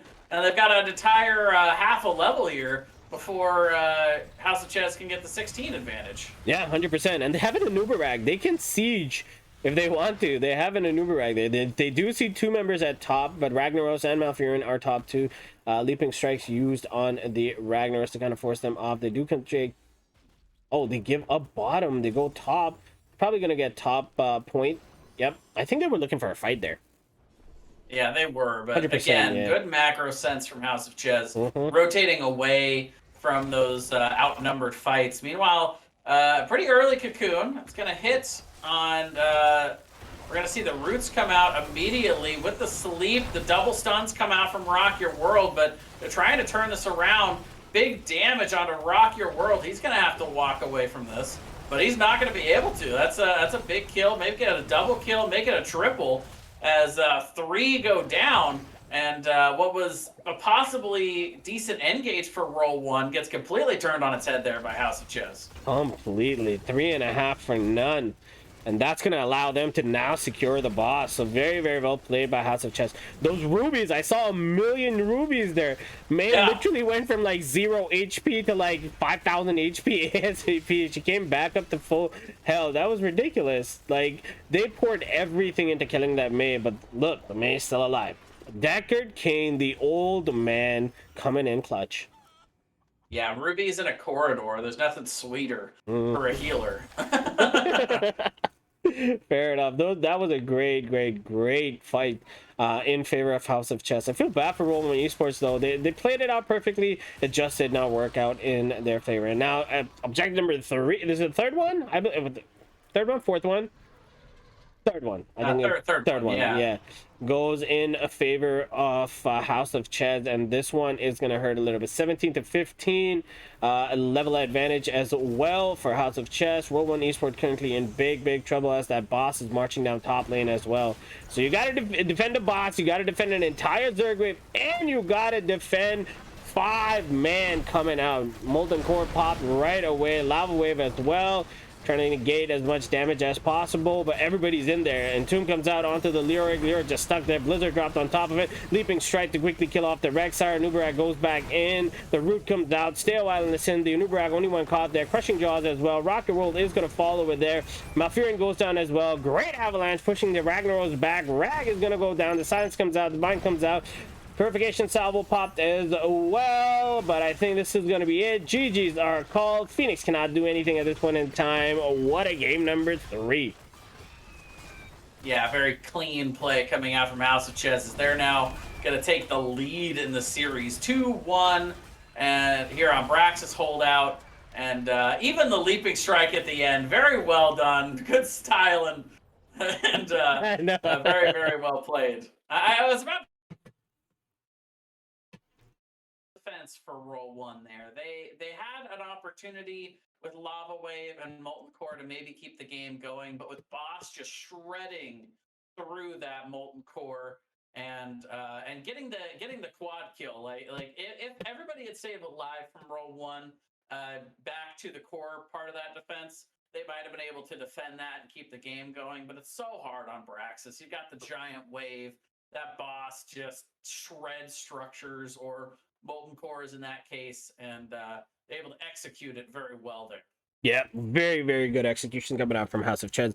But like I said during the game as well, I like the way they adjusted. Their adjustment to take advantage of what Roll1Esports was trying to do with the 1-3-1 with 3-man rotation, constantly keeping them on their toes to know which one was going to be offlane, and they completely decimated that plan. And you saw the momentum swing, and Braxis is a map where once you lose momentum, it's so hard to make a comeback in it, and we saw a perfect example of it, of how House of Chez did that. They swung, momentum wasn't on their side to begin with because it felt like Roll1Esports was calling the shots, but then once they took control, it was just all House of Chez every single time. Even that big team fight that took place where they like Roll1Esports perfectly caught the Mei, but then the rotation coming out from House of Chez, and they turned that one around where they got 3.5 kills, allowing them to get that boss and put up so much more pressure on to Roll1Esports. It was tough. It was tough. But very, very well played by House of Chess. Let's go over some of the stats over here. We see Lunara putting out 48k siege damage, 5 kills, 10 assists, 0 deaths. Very well played. Deckard Cain just doing Deckard Cain things, being a pest. At 61k healing coming out, saving people from the brink of death, putting people to sleep for no reason. 1 kill, 14 assists, 0 deaths over there, and 60k siege damage coming out from that Leoric. On the side of Roll1Esports, we see Phoenix putting out 32k hero damage. I would have thought he would have gone Planet Cracker, but he did not. He went with Purification Salvo. A little disappointed, but that's okay. No problem. Ragnaros doing what he does. 105k siege damage and 33k healing coming out from the Malfurion. About half of what, a little bit less than half of what Deckard Cain did there. Here are the talent tiers. We didn't quite make it to the Storm talents, but if you like, you know, you guys can copy these builds, you can criticize these builds, whatever you would like to do, go ahead and do so. Jay, what do you think Roll1Esports would need to do at this point in time? They are down 1 game now. Certainly not out of it, but the next game could determine whether House of Chess becomes the grand final champions, or Roll1Esports fight back and we go into game number 5. So if you were on Roll1Esports, what would you be talking to them right now in the locker room about? Well, before I do that, Kai, actually, I think I figured out the audio problem. For some reason, there's a difference in my audio levels between when we're in game and when we're not in game. I don't know if that's like a scene thing or what, but apparently I'm really quiet when we're not in game. There we go. Let me see if I fixed that. I think this should work now. Maybe. Alrighty. Yeah. Hopefully I'm back. But yeah, you know, what it really comes down to, I think, is what comes down to a lot of Heroes of the Storm that people don't talk about enough, which is fundamentals. You know, you got to remember what got you here in the first place. You know, that good consistent play, good rotations, that clean play that House of Chez has fallen back on in these last couple of games. Roll1Esports now needs to take a step back and start doing the things that brought you here in the first place. Mm-hmm. They got caught out on a lot of rotations in that last game. Like I said, a little bit sloppy in terms of those rotations and how they performed on the back half. Right, they were in that for most of the game. They had a good start and a good strategy, but once House of Chez made that adjustment, Roll1Esports started to play a little bit sloppy in that last one. We saw a little bit of that in Dragonshire as well, where they weren't quite able to keep up with the rotational synergy from all the globals that they had. So I feel like if Roll1Esports can just get back to basics, I think that they could still come back in the series.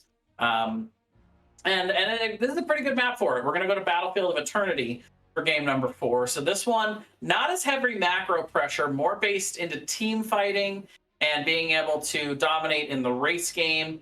So this one is definitely a lot simpler a map to be able to wrap your head around, not as macro oriented.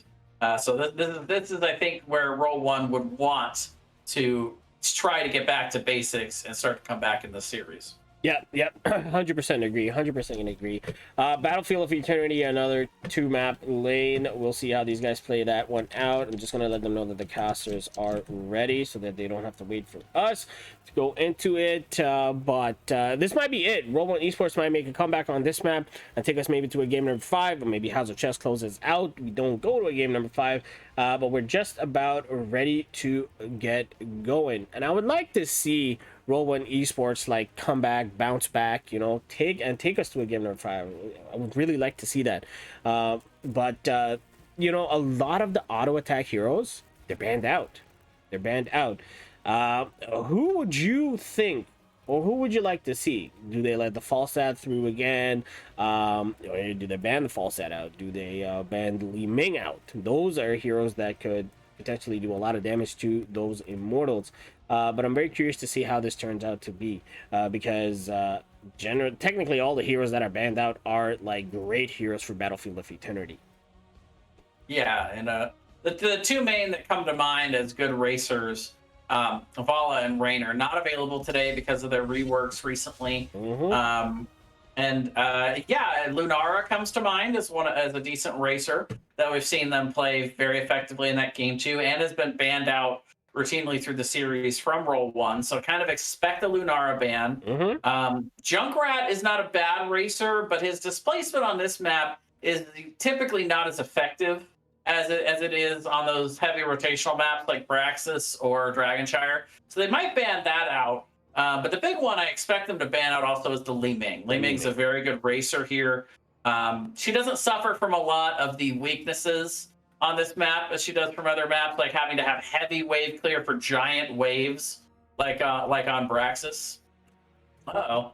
And it looks like maybe we, wrong team draft. I was about to say, I was surprised when I saw that it was map picked by House of Chez, because this is the kind of map that Roll1 would want. And it turns out, yes, they did take map pick, and first pick is going over to House of Chez. Yeah, fair enough. Yeah. Good catch on their part, though. Though. Yep. Nice and quick. Yep. And now we just wait for who's missing from drop E. Yeah. Yeah, somebody had to drop to cancel that, so we just got to get the drop person back in here. Shouldn't take that long. They should hop in over here. Okay. Yeah, so I'm kind of curious to see who they're gonna go with for this map. Maybe, let's see, Artanis comes out as an offlaner. Artanis very strong on this as well. We haven't seen any of them play it. I don't know if either of the team do rock an Artanis, but that would be good to pull out an Artanis here. Falstad once again comes to mind if they do let it through, like you said, Lunara as well. Their Junkrat, maybe, but they can make it work though. You know what I mean? You can make it work. 100%. I mean, he's not a bad racer because he can poke it from a mile away. So yeah, exactly. It's not so much that he does a ton of damage, it's that he does very safe damage. Yeah, and that can be difficult to deal with on the other side. But you know what we're not talking about enough is I think the tanks. Again, two major tanks banned out from today being able to play, which is Stitches and the Johanna.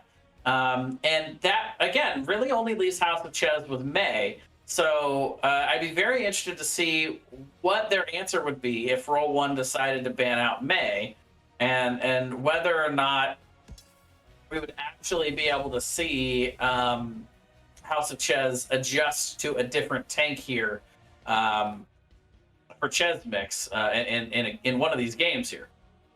Yeah, that's a very, very good point as well. But here's the thing though, can Roll1 afford to give up that ban to ban out their tank? That's the question.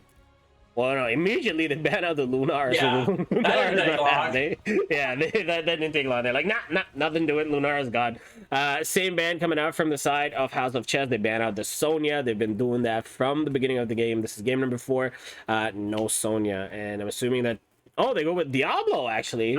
Yeah, that's a good ban. I think maybe now maybe fingers crossed. Maybe. Now they do have first pick, so they could select the Tychus if they want to choose to deny Tychus from Roll1. He's not the worst racer here, but he's not. This is not a famously strong Tychus map. Yeah.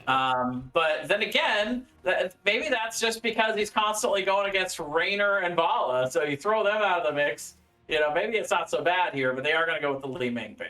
Yeah, I like the Li Ming better though, because that Li Ming hurts. The Tychus pick, yeah, like I said, Tychus is the first pick that comes out. But that Li Ming orbs though, they hurt so much, and especially if you're on the red side and you have the little chokehold. Like, as much as you know you're not supposed to fight in chokeholds, that's one chokehold that cannot be avoided, like, because the Immortal is right there. Greymane. Forgot about Greymane. There's someone we didn't talk about. Yeah, how did we forget about Greymane? But Rocket World gonna steal away the May here. So both teams kind of going with that steal strat rather than trying to ban out the other heroes. Exactly. So there you go. So let's just treat it that May got banned out. Who does Chez play now? I know what I wanted. House of Chez has to play a different tank. Yep. Let's see what happens. Finally a different tank. A Nubarak probably right here. Yeah, a Nubarak might come out. No, ETC. Okay, yeah. There we go. ETC, I like it. And the dude sticking with the Orphea. Orphea did a lot in game number 2, but Orphea is good on Braxis. You know, like, Orphea is so annoying. We'll see how she does on a Battlefield of Eternity. Well, what that tells me is that House of Chez may not be looking to race. They may be looking to play the macro game once again and being able to defend.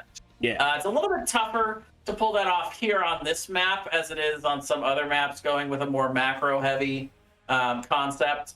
Usually, you don't win the first objective by going with a defensive strat. You typically get an XP lead going with a defensive strat, and that allows you to win the rest of the game. But we'll have to see how they can perform. Malfurion going to be banned out, so that's another hero that House of Chez has been playing routinely throughout the series that will not be available for them here in game number 4. Yep, and they're banning out the Tassadar, so there you go. So no Tassadar as well, no Wickler, near damage coming out. But Greymane can do a lot. Greymane can do a lot. Oh, Stukov left open, so why not? And then they get the Mephisto. Okay, I'm liking the side of Roll1Esports so far. Yeah, Mephisto, something that we saw Flash play in one of the previous games here, so can be pretty influential. We already see Flash having his hero, though, so I don't think that's a steal. I think Mephisto just a good answer and a good combo with Greymane, being able to dive in both with that shade and Greymane being able to dark flight in. You can really nuke down one, and wow, I was wrong. Oh, boy. The answer is not A or B, it is C, all of the above, and it's going to be a Nubarak and ETC. If they can't have May, they're going to have 2 tanks, guy. Yeah, 100%. And I'm thinking that they're going to swap this out. I think Chez is going to play the Anubarak and Mariner is going to play ETC, so we will see an off-lane ETC. Yeah. Who does Zad match up the ETC with? Hogger is there. Blaze. Okay, Blaze is there. Why not? We go with Blaze. A lot of beefy boys in this game. Yeah. Which kind of feeds into the Tychus a little bit, but Greymane also having Cursed Bullet available at level 10, so both teams kind of like that percentage damage ability. Yep, 100%, 100%. But that's going to be it. Both teams have locked in Tychus, Orphea, ETC, Deckard, Kane, Anubarak going up against Greymane, May, Stukov, Mephisto, and Blaze. So we're going to take it to game number 4. Can House of Chez close this one out and secure themselves as grand champions, or does Roll1Esports make a comeback and take us to a game number 5? We'll find out. Let's jump into game number 4. See you in the fray.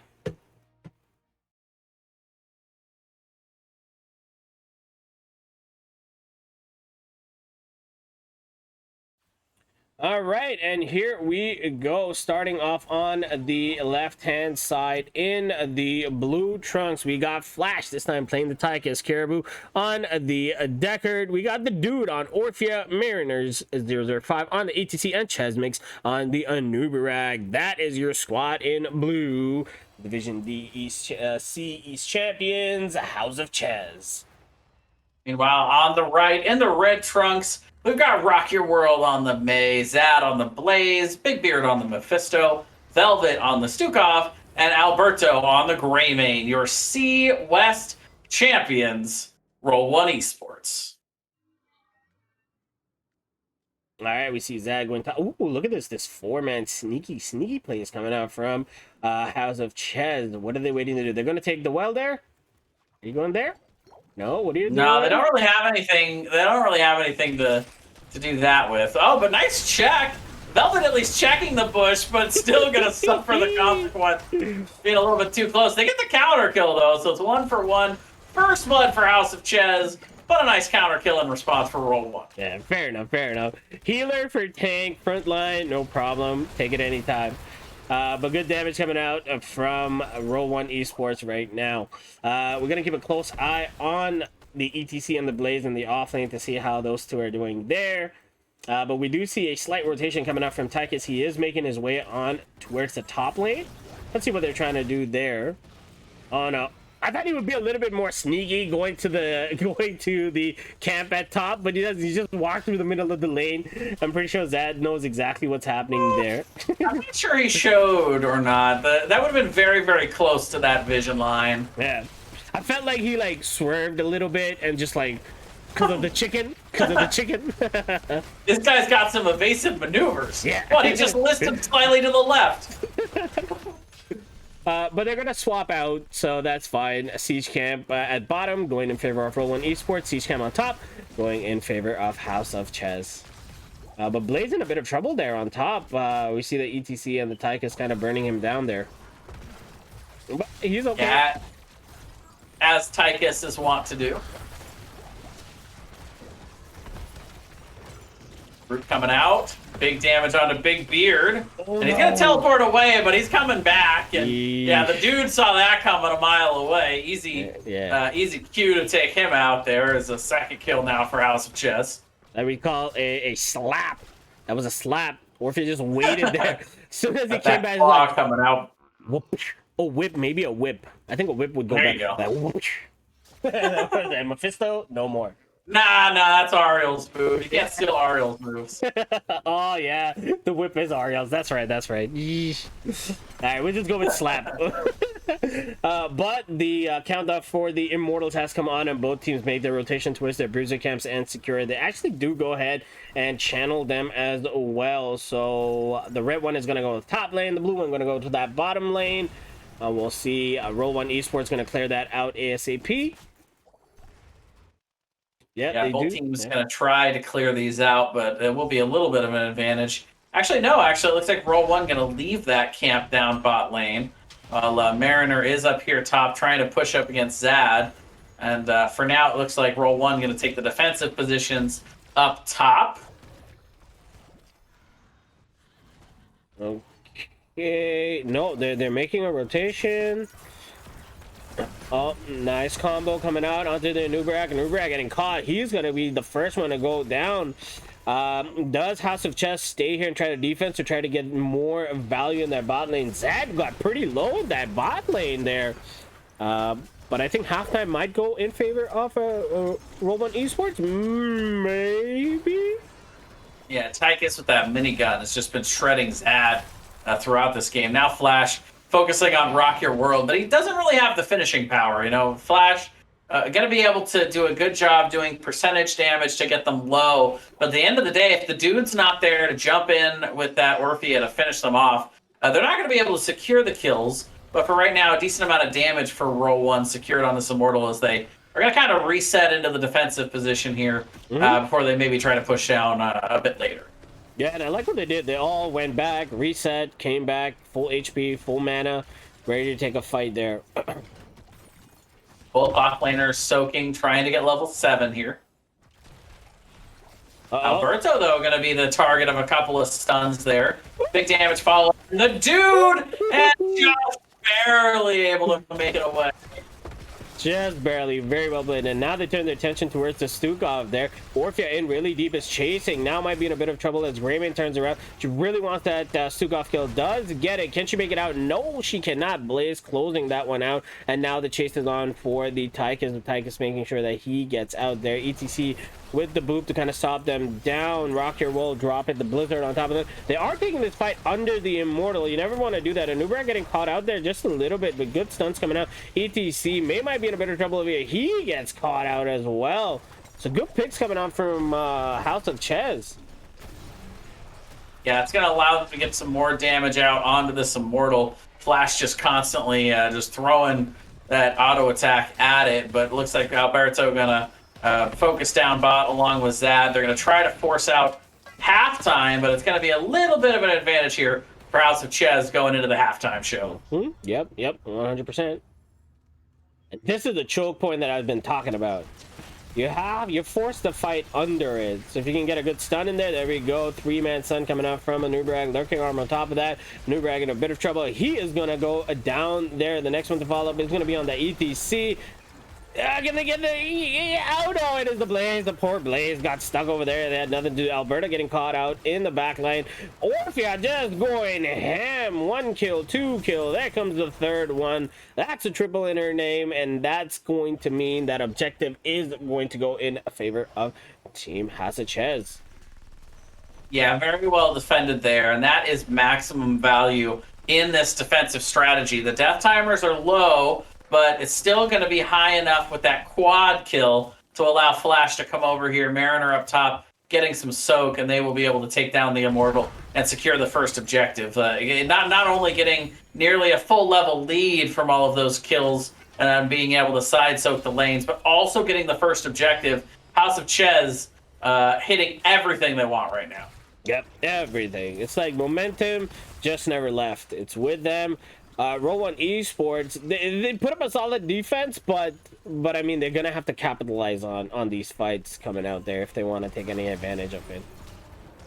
Yeah, now getting level 10 right as the Immortal starts to focus on these structures. You're gonna see Draken Laser Drill, Stay a While, and Listen, Eternal Feast this time instead of the Crushing Jaws, along with Cocoon and the Mosh Pit.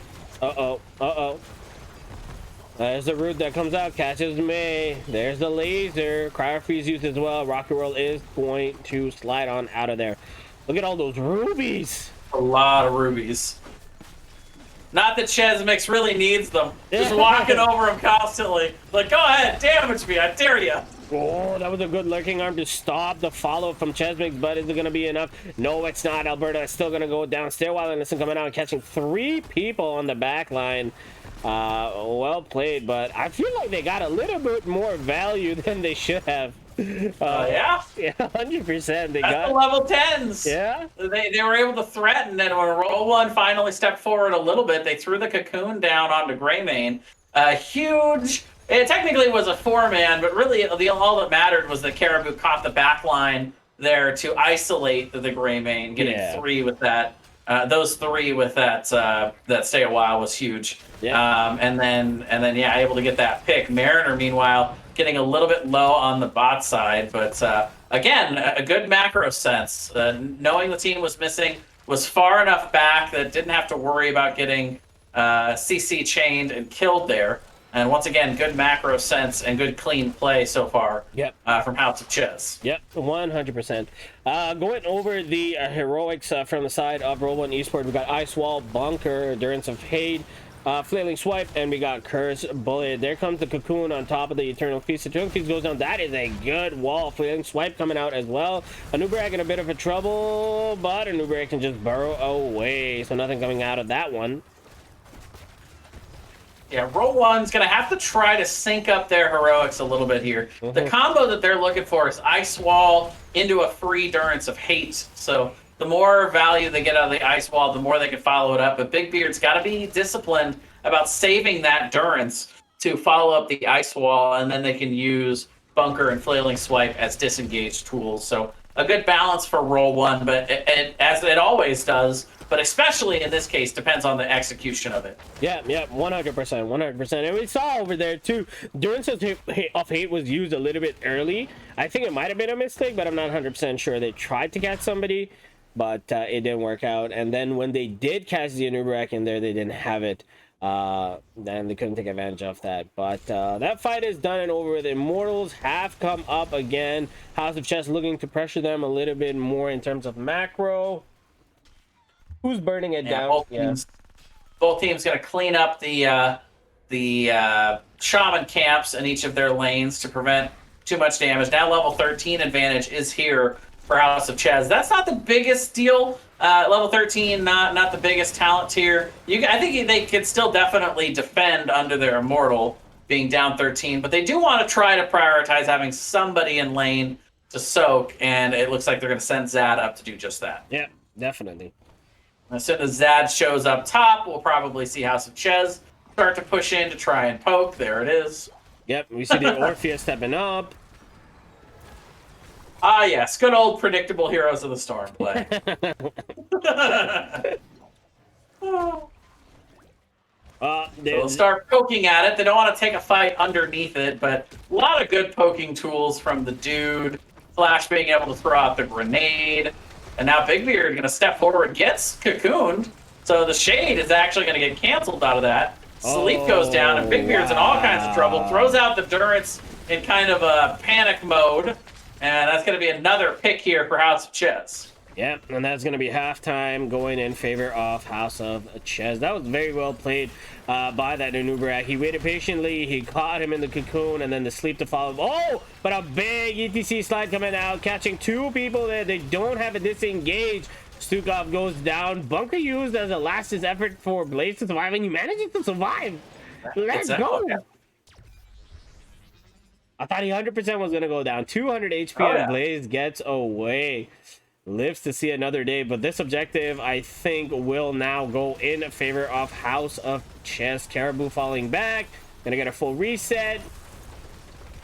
Yeah, Roll1Esports was not aware that he backed, but still, it looks like they're going to get the pick here onto a Nubarak. So that's a good counter kill. Durance coming out again a little early, not finding the mark there. He's trying to get the naked Durances, and it's just not working out for him so far, unfortunately. But that will allow them to secure a full shielded Immortal. They're chasing in, trying to get the kill on Mariner, but nice peeling stay a while and listen there. Caribou, and everyone else will survive for now. 8 seconds on a Nubarak, and again, full shield Immortal about to march down this bot lane. Ooh, oh my god. Oh, wait a minute. Flash trying to step up to get that XP. Can they make him pay for it? No, looks like Roll1's going to back off and focus on the defense instead. Yeah, I don't think if they had gotten that pick a little bit faster, we'd been good. Look at the ETC coming in, swinging him from the backside. The slide comes out. The mosh. Oh, goes into a cooldown. He had a mosh before there. Yeah, he did try to mosh, but it got interrupted pretty quickly. But still, they're able to get one pick so far. Big Beard also in all kinds of trouble. Gonna shade away, but comes right back, and Mephisto falls. And now they're looking towards the keep here. The Immortal just now losing its shielding here as the keep front wall's going down. Yeah, that wall's gone. His defense is going to be hard. 3v5, including the Immortal 6. It's going to be rough, but we'll see what they can do. Ice Wall comes out, catches nobody. ETC deep in their back line. Half HP on the Immortal. The keep goes down. They probably fall back now. Yes, they do. Well played by House of Chess. And you can see they're already heading directly for that bottom that bottom camp. They know exactly when and where that's going to spawn, so they'll get right on that. Level 16 advantage out for them, but they could paint this map blue a little bit and then maybe try to use the vision and the forced rotations to clear from Roll1Esports to possibly force a fight before they can get level 16. Yep, 100%. Keep that advantage on as much as you can, because they're going to hit 17s real quickly. They are rotating to the top. They'll get the siege camp there. They see everybody in that bot lane, so they know they're all at bottom. So I don't think they end up getting that fight. Maybe they do? Nope. Now they'll clear out the top lane, and if Roll1Esports is smart about this, they'll just wait to defend top at the fort. At the keep front wall. Yeah, that's exactly what they do. They just hold back. They wait for them to come forward. That way they'll be able to get their 16s. Easy peasy, lemon squeezy, no tension. Siege camp being taken by House of Chess again. So that pressure, House of Chess making sure that pressure is constantly there in the lanes. And it really ties you down as a team if you have to constantly keep answering to that. Because either you're sending one person out, so then it's becoming a 5v4. Not in your favor. May. Ooh. I don't think they saw him around the corner there, that vision corner. But meanwhile, up top, Zad's in all kinds of trouble. Gonna have to throw down the bunker. Anubarak did throw down the cocoon onto Stukov, but stay a while. Gonna secure May in that sleep. They get Stukov as well. Velvet going down, and now it's a 5v3 as we go into this objective phase. They're gonna choose not to siege here. Instead, they're just gonna fall back. And they're going to grab themselves probably another full shield Immortal. Yeah, 100%. That was very, very well played. I like the timing of House of Chess on the way they're using their cocoon, followed up with that stay a while and listen, because they're constantly catching someone in there. Especially that Mephisto as well, but Mephisto got away at that time, and they focused on the May. May had Crier Feast as well. Eternal Feast just kept going on and on and on and on, because May was just in there. So stuck. Yeah, very well played by House of Chess. Yeah, one of the things we don't talk about as often as well in Heroes of the Storm that we should talk about a lot more is burden of execution. It's a phrase that got used a lot in pro play. And it's something that should be used more in competitive play. it is a lot easier comp that House of Chez is playing right now. It's a lot more basic. It doesn't have to be quite as perfectly coordinated. But really, if we don't get a good Durance of Hate, then there's not a whole lot that Roll1Esports can do. And the best way for them to do that is off of that ice wall. By the way, great check there from Flash. Able to see that they're trying to engage behind this. And now they'll be fighting directly under this immortal. There's the bunker, Eternal Feast, Rocket rolled so much trouble. He goes down. Blaze comes back in, stay a while and listen, catching the Sukov. Sukov's probably in a lot of trouble over here. He goes down as well. Now they turn their attention towards the Mephisto. Alberta getting caught. Grayman goes down, and that, I think, Jay, is going to be it. Moshpit even committed to getting that Mephisto. The only person left alive, the Blaze, maybe not for too long. He gets caught there too. He'll get burnt down as well. That is going to be a 5-man team wide. GGs are called, and we have our Intercoastal Grand Final champions, House of Chez. Man, oh man, they played it so well in that game. Really well played by House of Chez. Jay, if you want to go over the stats, maybe I can see you get an interview lined up. Yeah, absolutely. First thing that comes out straight away, the dude, once again, being the dude, MVP of the series, in my opinion. But 11-1 here in this match. 75k hero damage, just doubling anything, any hero that anybody on Roll1 put out in terms of raw hero damage, and just so good in this series. Flash also dealing 46k, getting 5 kills himself, 5-0 performance, and again, just really good macro sense. Being able to reveal where they were there with that grenade, it's just great job checking that bush and seeing that they were looking for that behind the immortal. 60k healing from Caribou. Not bad on the other side from Velvet, but just not enough burst healing to be able to get through that focus fire that the dude and Flash had on the other side. And really well performed there from that double front line. So much CC to be able to set up between the Deckard roots, an Uberak, and ETC stuns on the front side, really making it easy. You know, you have your rock stars that are out there doing the damage, putting on the show, but the unsung heroes, the setup and cleanup crew, as Mariner, Chesmix, and Caribou, doing what they need to do to make their backline damage dealers look really good here today.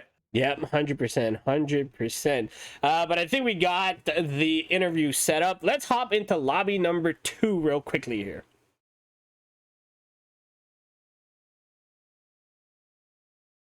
All right, welcome, Flash. Congratulations, GG's Intercoastal Divisional C Grand Champions.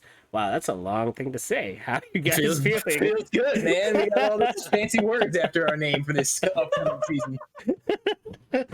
Fair was amazing. Breaker of chains and mother of... No, I'm kidding. Amazing gameplay coming out from you guys. Let's break it down. There was like game number 1, Infernal Shrines, was picked by you guys. But they got you in that one. What was your game plan going into that one? The execution was perfect, rotations were perfect. What happened? It was the back and forth, like, do we finish the core? Do we not finish the core? I don't think we can finish the core because they're going to be up in time, and this Leoric is just sharking us all day long. And it was sort of a collection of indecisiveness as to how we should finish the game. And then it would have worked. But again, that Leoric was sharking us, and he did a great job and caught our Falstad before he could get the gust out. And we would have had it. And I would have been doing this interview a half an hour ago. But that's okay. I'm doing it now. Fair enough. You guys had some great plays coming out in that. The one that stood out for me, at least in that game number 1, was when Roll1Esports was pressuring your top keep. They got you keep and everything like that, but then they made a rotation. Diablo just charged in. I believe it was on I don't remember who it was on, but May got a great 3-man avalanche pushing them off, and then you you got the gust, the wind tunnel gust, stopping them, getting a full team wipe over there. That stood out. How did that? What was your plan going into that? That's, I guess, where the indecision started off. You guys take keep, or you guys take core, or not take core, but then you guys didn't stop fighting. You guys just continued on and on and on, one after the other, one after the other. Like, what was going on during that time? So they were respawning, but then it's like they got 1 pick, but then we got 2 picks like out of nowhere. And it's like, okay, maybe now we can finish the core, but then that freaking Leoric is just like, oh, I'm gonna spawn again in about 2 seconds and ruin your day one more time. So again, a collection of indecisiveness was the end result of game 1. Jeez. That was it. It was still you guys played really, really well. Jay, you got any questions for game number 1? Yeah, mainly it's between games 1 and 2 is my big question for you. Is your team captain of the Division C East champions?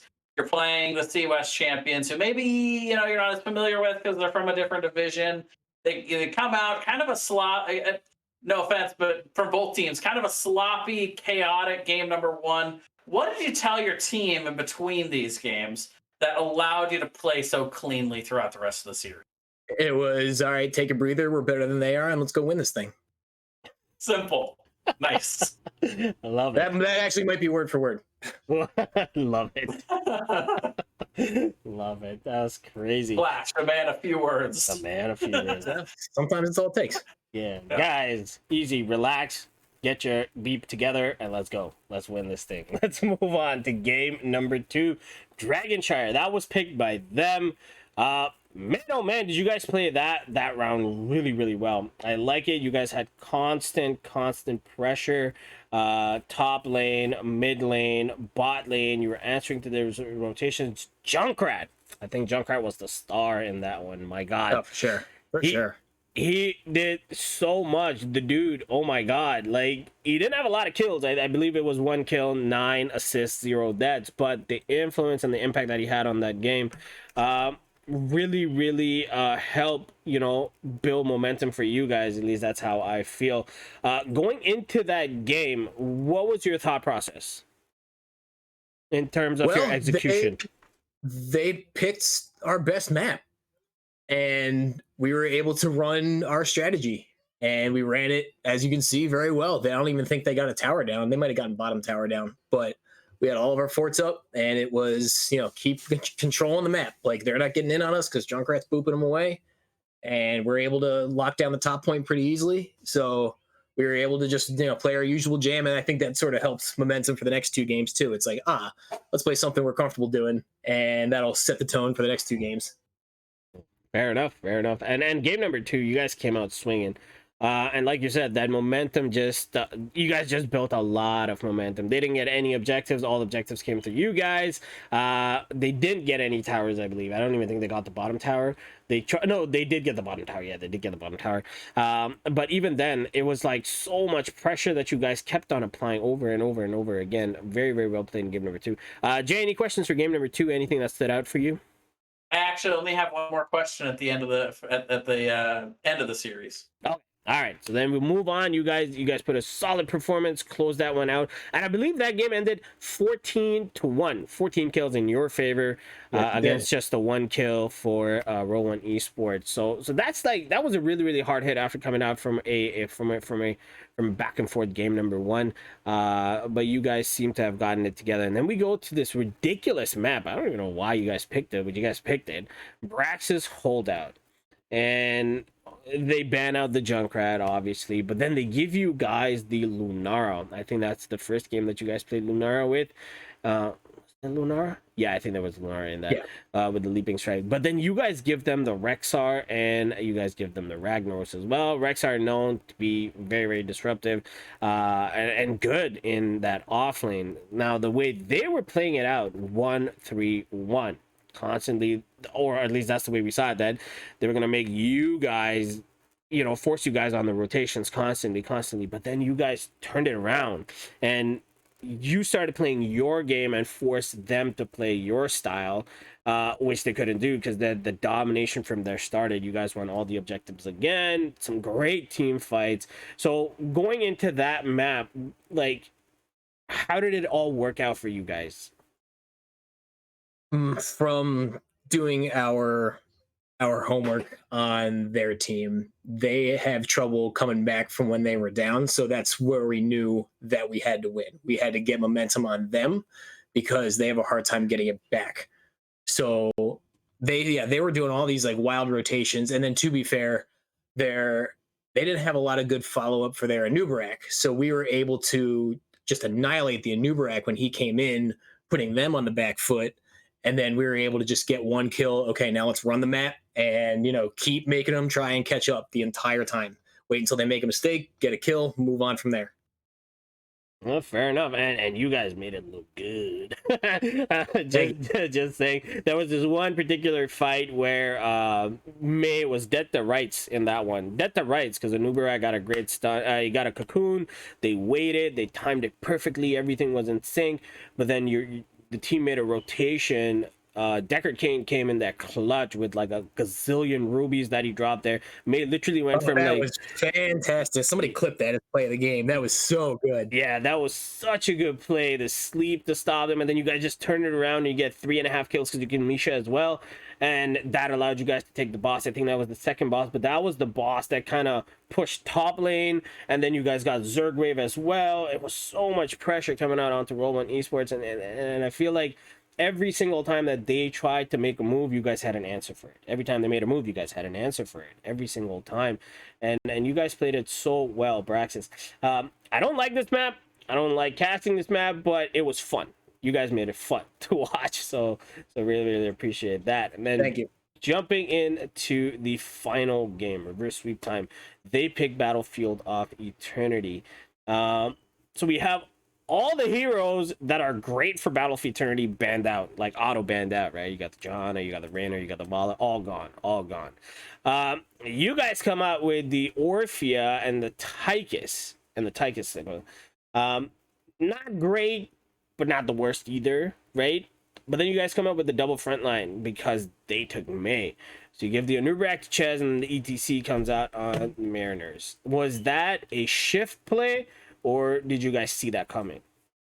That was a counteract to the Mephisto. So I was like, we need an Anubarak here. ETC is not going to cut it. We need more than just an ETC.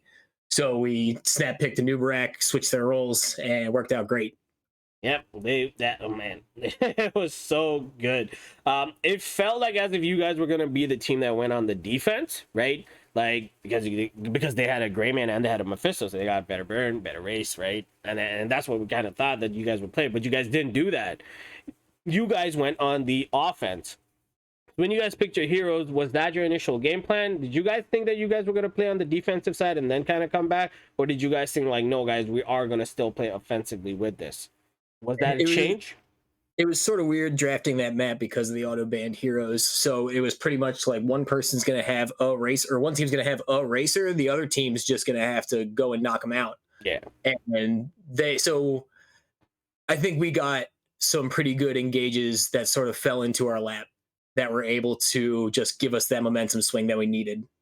And I think very early on the first objective in that map, we picked off, he was either Greyman or Stukov. And it was like, perfect.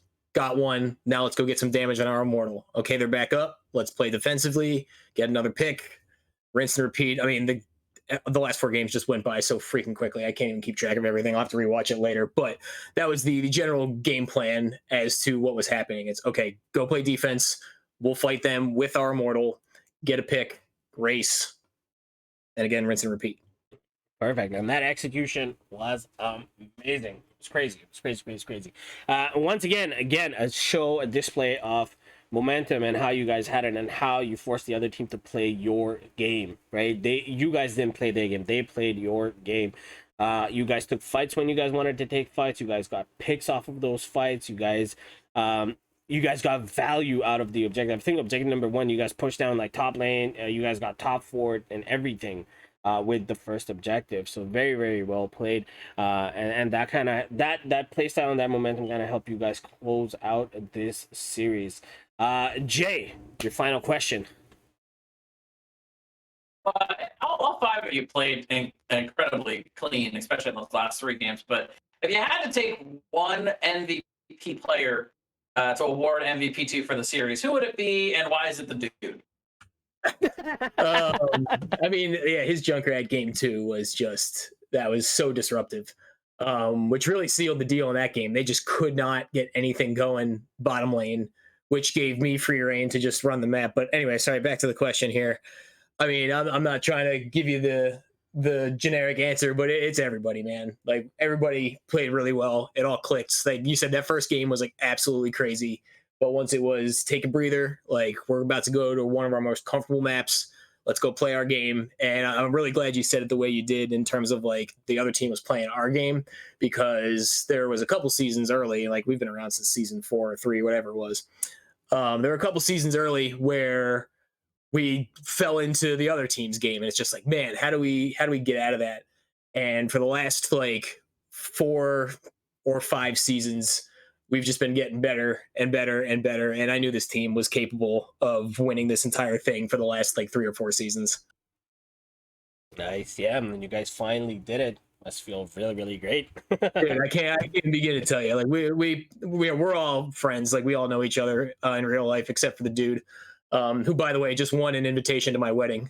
Just that was what was on the line. Also, Caribou's firstborn child, his name is Genji. That was the other thing that was on the line. So anyway, no, like I said, this team we work really hard, and it's cool to do it with your friends. Awesome. Well said. But I want to thank you so much for joining us, though, for the interview. Once again, GG's, congratulations. I hope you guys have a wonderful time with it. But before I do bid you farewell, stage is yours. Any shout outs that you would like to make? Go ahead. As usual, this whole team, man. Like, this is, we love this game. We put a lot of work into this game. It's our favorite game, and it's just so nice to come out on top. So the dude, Caribou, Mariners. And by the way, that mosh pit was disgusting. I don't know if no one mentioned that. I don't know why no one mentioned that last mosh pit. That was disgusting. But anyway, Chez Mix, Death of Icarus, Death 1300s, No Dice, the whole team, man. We did it again. We won Chair League, a couple of years ago, before when that was a thing, and we did it again, and it feels really good. Awesome. Well, great. Well, thank you so much for joining us for the interview. Really do appreciate it, Flash. And congratulations, and hopefully we see you guys in season 12, maybe this time in Division B. Yeah, maybe. We'll see. We'll see. Ferris, have a good We'll one. definitely see you guys on Saturday for the charity. Yes, we will be around. We will be there. Awesome. Perfect. Great. Well, thank you so much for joining us, and have a great time, guys. Thank you. You too. Thanks. All right, Jay. Well, that was it, ladies and gentlemen. That was Flash from the Intercoastal Division C Grand Champions, House of Chez. Man, that takes a long time to say every single time. But there you have it. But that's going to be it for us, ladies and gentlemen, for right now. Jay, before we do say goodbye to everybody, where can people find you and what's going on? Yeah, feel free to follow me over on twitch.tv/JayzonHots. Hots is also my Twitter handle, and I've got a Discord channel as well, so you guys can always find me there. But the big shout out I have, really the only big thing I got going on right now, is of course that charity event coming up on Saturday, the 29th. We've got 9 of the coastal champions signed up already, and multiple other really good teams represented. So every one of our NGS divisions will be represented in that series. We broadcasted on the NGS and NGS2 Twitch channels, so you can come right back here. And yeah, it'll be all for charity and benefit of St. Jude Children's Hospital. They're a great cancer research hospital. It's a really great cause. And there'll even be some raffle prizes available for anyone that comes and donates. So I hope everyone will come check that out, and it'll be a fun day at POTS here coming up on Saturday. Awesome. Perfect. Well, thanks so much, Jay. Really do appreciate that. And ladies and gentlemen, as you know, you can find me at twitch.tv Bankai. I am doing a lot of Valorant these days. HOTS is in there too. Might be streaming some HOTS tonight, so come join me if you guys also want to give a quick shout out to Fujin, or aka Raka, known as, she was the observer for today's game. Made it look real nice and crisp with this camera movement, so thank you so much, Raka. Really do appreciate that. But that's gonna be it, ladies and gentlemen. Thank you so much for stopping by, and I believe that there's a mod there that wants to go ahead and raid maybe another channel. Certainly you can definitely go ahead and do that, but that's going to be it. Thank you so much for joining us for this Sunday afternoon matchup, and we will catch you guys later. Peace.